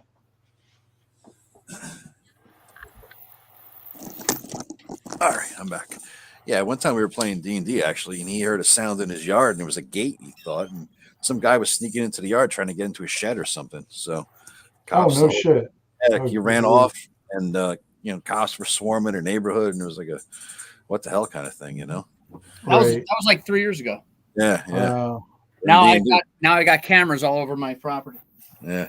I don't believe it. Oh, Flint, that's cool. You're running Shadowdark tomorrow for Mike and everybody. That's real cool. Yeah. Nice. Are you streaming that one too, Flint? Is that going to be something on your channel? I'm kind of curious too about that. I'm going to take the belt buckle, and I'm going to put it where the symbol that matches the belt buckle is on this tomb. You know what I'm saying? I get what you're saying, but it doesn't really fit. It just looks like it's a matching symbol. That's all. It's not like a secret key or anything. So. All right. So it doesn't move or make anything happen when I apply it or anything like that. No. And it looks like the stone, the lid on this thing is not that hard to move. I mean, it's basically just sitting on top. It won't take much for it to move, but it does, for whatever reason, it seems unusually warm. All right. Quick question. You said that the ranger can make more than one per person, or once a day, because Brillo is like 1 hit point, literally, correct? Why you gotta like stomp on my shit? I was gonna tell him I was gonna heal Brillo. Oh well, you weren't moving quickly enough, and my poor Brillo had to die here. Outside. Mm-hmm. I just got inside. No, I was gonna do. I'm gonna make a DC 11 check to heal. Okay. Brillo. I mean, I only do 1 hit point, but it's better than nothing. Yeah, it doubles his hit points. Yeah. I'll take that. So one more hit point to Brillo. Yep. You there, Tim? Yep. Okay, perfect. Okay, so you hear that. All right, so what do you guys want to do? You're in the head of the Crooked Dick Dungeon, apparently. I look at it. All right, so how warm to the touch is this, Tim? Touching it. Just slightly. It just feels like everything else in here is kind of cool from being in here. This does not feel cool. It just feels kind of just warm. Everything. Oh, good having you, Mike. Glad you hung out. Appreciate it. Take care, Mike. And good luck tomorrow. I heard Flint's gonna try to kill you all. As he should, huh? Yeah, of course. How about this? Why don't we take the tools and the weapons and bullshit off the net, prep the net so that we flip the lid and then get ready to throw the net on whatever the hell might jump out at us. That sound good? Lacking any other plan? A rousing, enthusiastic agreement there. Yeah. So can we flip this? Is it Yeah, it's light. He said it's Yeah, flippable. yeah, but with all you guys, all three of you guys, you could easily just kind of flip the table on it. Oh, okay. Tim, quick question. Sure. I don't even know how to even ask this, but on a DC 15, and this is my failure from never playing this game before, but at a DC 15, I could do equivalent to a potion of healing. Oh, really? Yeah. That's just like the Ranger class. Is that because you got what, an 18? Yeah, so he gets what, 1d6 back then? I mean, no, you know what? I shouldn't. I'm not trying to retcon it only because I rolled this an 18. Well, it just happened. So we're not even retconning it. That was the last action. I mean, I would have done what I could have done. Like I wouldn't have done one hit point if I could have. I didn't realize it did that. That's cool. So roll 1d6 for Ken to see how much he gets back. Yeah, is it how much? 1d what? I think it's 1d6 for the 1d6. Okay. It's just weird. Like why we're gonna have to come up with some house rules around this. I think because like I would that could be abused. I think. Anyway, I'll do it. 1d6. Is there a time frame for that? That's the problem. That's the thing. There's no rules around it. So how I would do it is I would allow the ranger, like say you wanted to go hunting for the herbs for it. I would actually have you roll like almost like a hunting skill roll kind of thing. Yeah. And then based off of that, how many you succeed by, I'd let you be able to collect that many. It's going to take time though, of course. So and especially in Shadowdark, time is of the essence. And then I'd let you apply it to one person a day. Yeah, and yet you simplify it by saying you can either do the salve, which has a much easier DC, but it guarantees 1 hit point, or the curative, which has a harder DC and it gives a boost of healing. You know what I mean? Like it's one or the other. You know, you can't do both on one guy. That could be one way to do it. All right. So what do you guys? You got 2 more. So you got 2 hit points instead of 1 hit point back. Yeah, exactly. Tripled it. All right. So why don't we prep the net, take the stuff out of the net, and leave it outside the dungeon? Prep the net, and Kramer could be holding it, even though he failed last time miserably. As we all flip the lid. You know what I mean? Sound good? Why the fuck would this thing be warm? I don't know. I mean, there's no natural cause of this, which means it's magical, which means it's probably not good. It could be a gateway to the abyss itself, but we don't know until we flip it. So, or the 9 hells. Yeah, right. So, okay. So, do we want to push it like all of us line up here, and then push it over that way? Yeah, Brillo, stand to this side, Brillo. Right. Not quite on me. I'm not that close to you, for fuck's sake. He was trying to get up the ass here, and then we'll get Kramer. We'll get Kramer to the side with the net like that, and then we flip that. Yeah, we flip it this way. No, I'm just to the exit. Okay, ready? Yeah. 1, 2, 3, go. Flip. All right. So when you flip it over, let me see. I'm gonna have Joe. You roll a d20. All right. Want high or low? Sure. Fucker. 2. We want low, right? Good. God damn it. All right. So inside, what you see is a bunch of broken clay shards. And there's fluid on the bottom of the Twinkie here. And it doesn't look like there's any remains in here. But yeah. Is the heat more pronounced now that the lid's off? About the same. No shit. Yeah. Is the heat coming from the lid, or is heat coming from what's inside this thing? It's still warm here. The lid's still warm because it was just on it. No. As you kind of, let me add this one detail for you guys. And as you guys are looking at it, you see a small potion bottle at the bottom of this, and you'll notice that this potion bottle, or not potion bottle, potion bottle that matches the kind of the shards and everything that are at the bottom of this giant Twinkie. It's intact. It's intact. And there's fluid in there? Well, right now what you can see is it looks it's like there's something in there. The glass is very dark.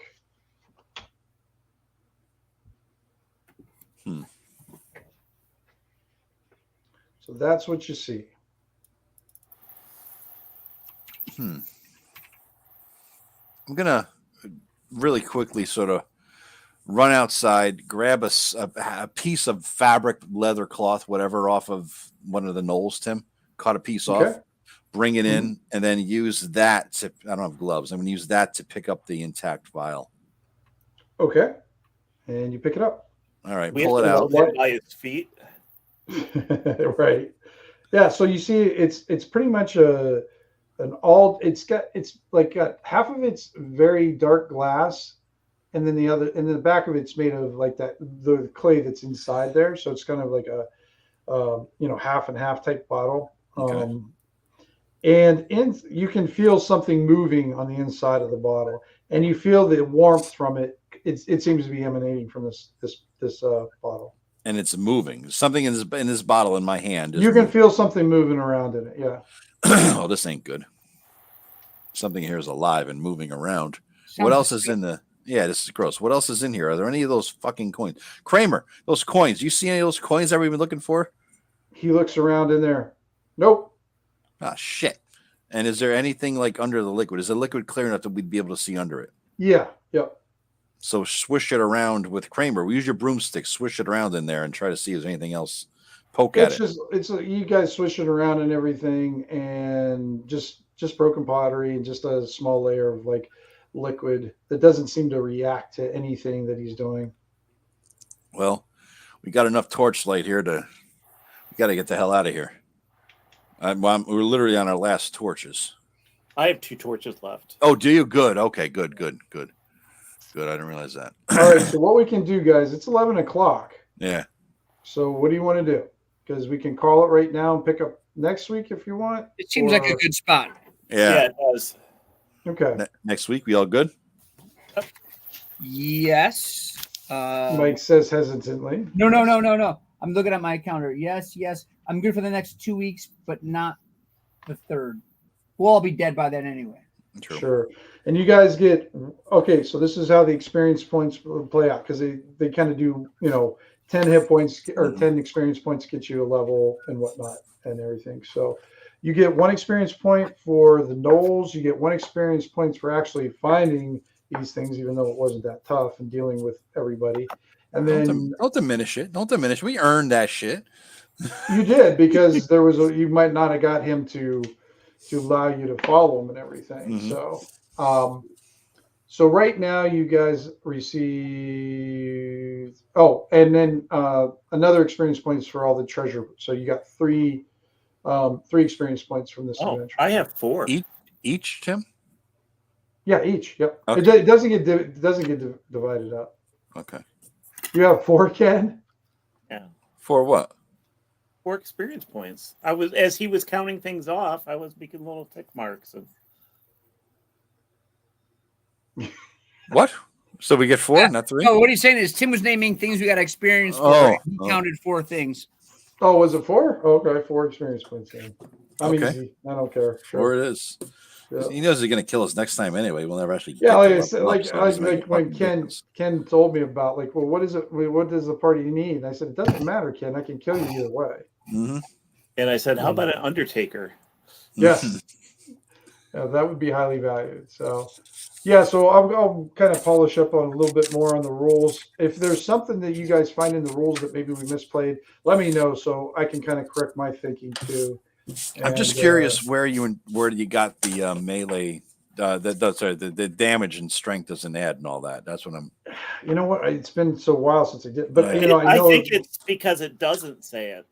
Oh, is that why? Because it doesn't say. Okay.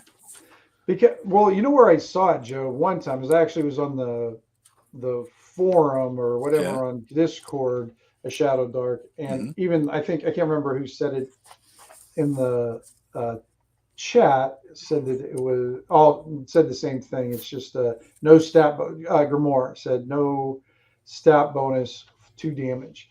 Okay. Now, if you get it, the way you would get it is like the one. There's I think a 1 + 1 to melee and ranged attacks or something like that. There's different ways of getting bonuses to, like backstab. There's different ways to add to your damage and stuff. So yeah, because I'm looking here and it says melee attack, range attack. These specifically call out strength and dex. The damage does not call out anything specifically. So I get it. I get it. So just have to figure out the and rangers. then even if you look at their adventures and stuff, Yeah. they'll say plus, like they'll say like let's just say longsword, and they'll say +2 to hit, and then they'll go 1d8, but they don't do 1d8 +2. Gotcha. Okay.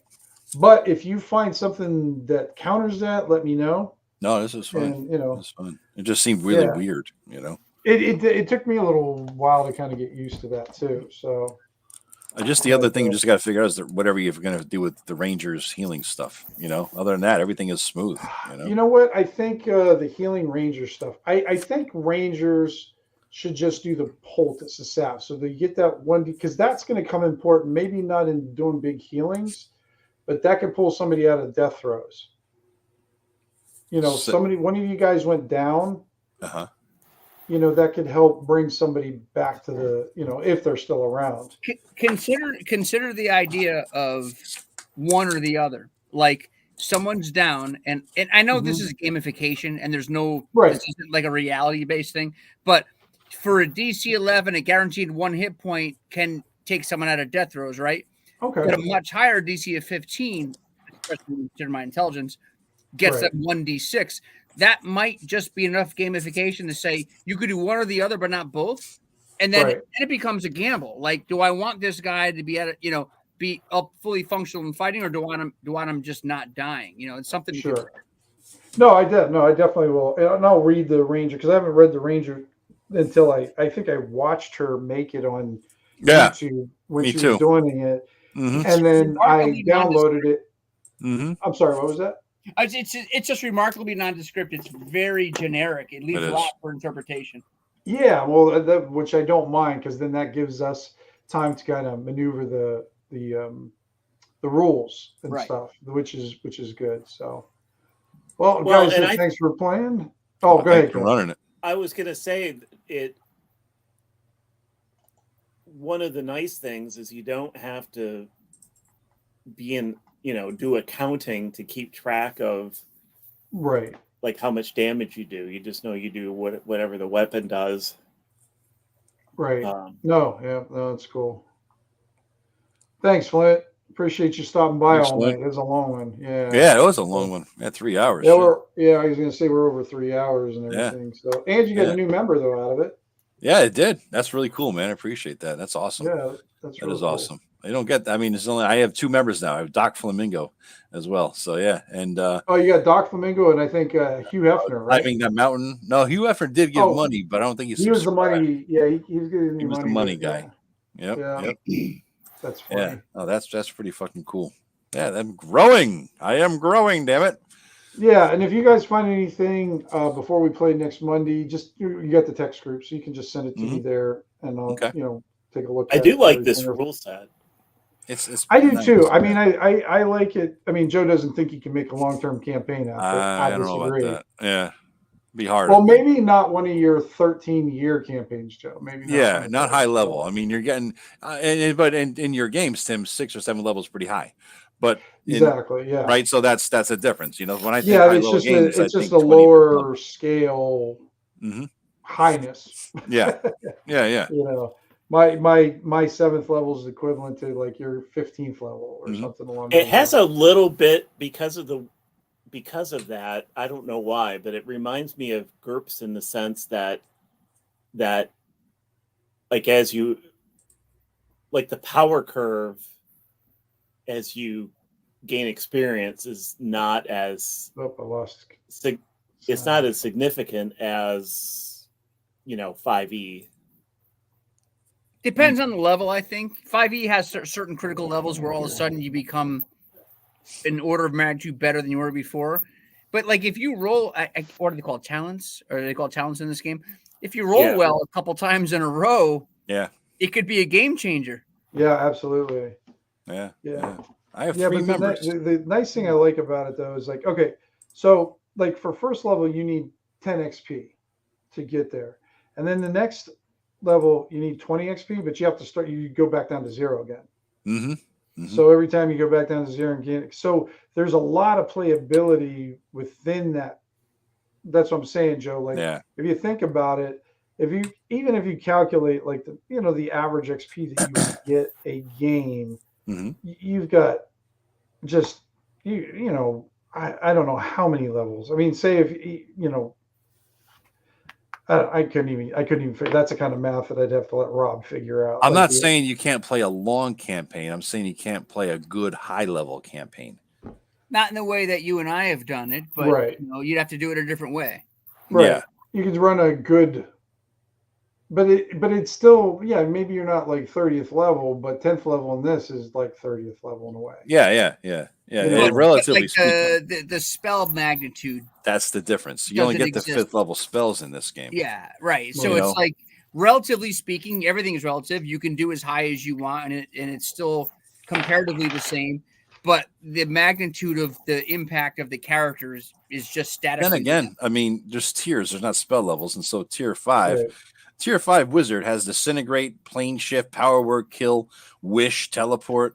Right, so they kind of broke all 9th level, all the 9 levels of spells. Took a bunch of some classic ones and put them in. And then you got to remember too, this is a game where if you jack up your casting, you could be dead. Yeah. So you have that kind of, it could really jack you up pretty bad if you, do that. Because remember your difficulty level goes up with each level of the spell too. Yeah. By the time you're, I don't know, what is it, 5th, 6th level? That's a DC 16, DC 17 or whatever. And so, I mean, it can definitely make the game more interesting with that. That's the thing I don't like about it, honestly. That's the biggest thing I don't like. You don't like that for whatever reason. I don't like unreliable spells. That's why I can't stand DCC for that one. I know, but every time you swing a sword, it's not a guaranteed hit. But at least it won't blow me up. Well, it might not, but you're always channeling higher powers. Yeah, Joe, you have spell fumbles in your game. It's just on a 1 out of 20, and it doesn't necessarily blow you up. There's a whole rule set around the type of spell and what it does. That's pretty much what it breaks down to this one too. Just 1 out of 20. So only on the 5. Oh, you're talking about the 5e game. Yeah. There were 5e because you're rolling attack roll and sometimes it goes bad. Yeah, but it wouldn't blow up. It wouldn't end the world. It's or critical saves or critical or critical fumbles. And I don't think it ends the world. It just ends your world. That's enough of the world. That's enough of the world. I don't need any more ended. But by the way, I do have 3 members. Doc Flamingo joined today. Howard Hughes joined a month ago, and Climbing That Mountain joined 10 months ago. Yeah. So all my members. So Howard, thank you all. I appreciate it. So, now, when they're not looking, I'm going to raise the price to $100 a month, so they don't tell anybody. All right. Oh, that's the way to get yourself. We're going to watch all these decline and your subs all of a sudden. Yeah, not your best move. Yeah. So, all right, guys. Well, I got to head out. Thanks very much. Yeah. Thanks, guys. Thank you. Yeah, I'm glad you can join us, Ken. Yeah, definitely. It's good to play with you, man. It's been a long time. Teaming with Mike, I think it's our first time. Yeah, I think so. So. Yeah, it's good to meet you, Mike. You as well, Kenny. All right. Good night, everybody. Thanks for sticking around. Guys, we still got people watching. Holy shit. They must have fallen asleep. That's the only reason. That's the only thing, yeah. Or it's all we each are watching our own shows. There's only 3 people left. It's not me. I haven't had off. Yeah, I haven't had the channel at all. So they might be waiting to see what's going to happen with the Twinkie. That's true. maybe that's what your the title for the next one's, Joe. The Twinkie. Yeah. The loot the Twinkie. Yeah. Too funny. Jesus Christ. All right, guys, take it easy. Later. Bye.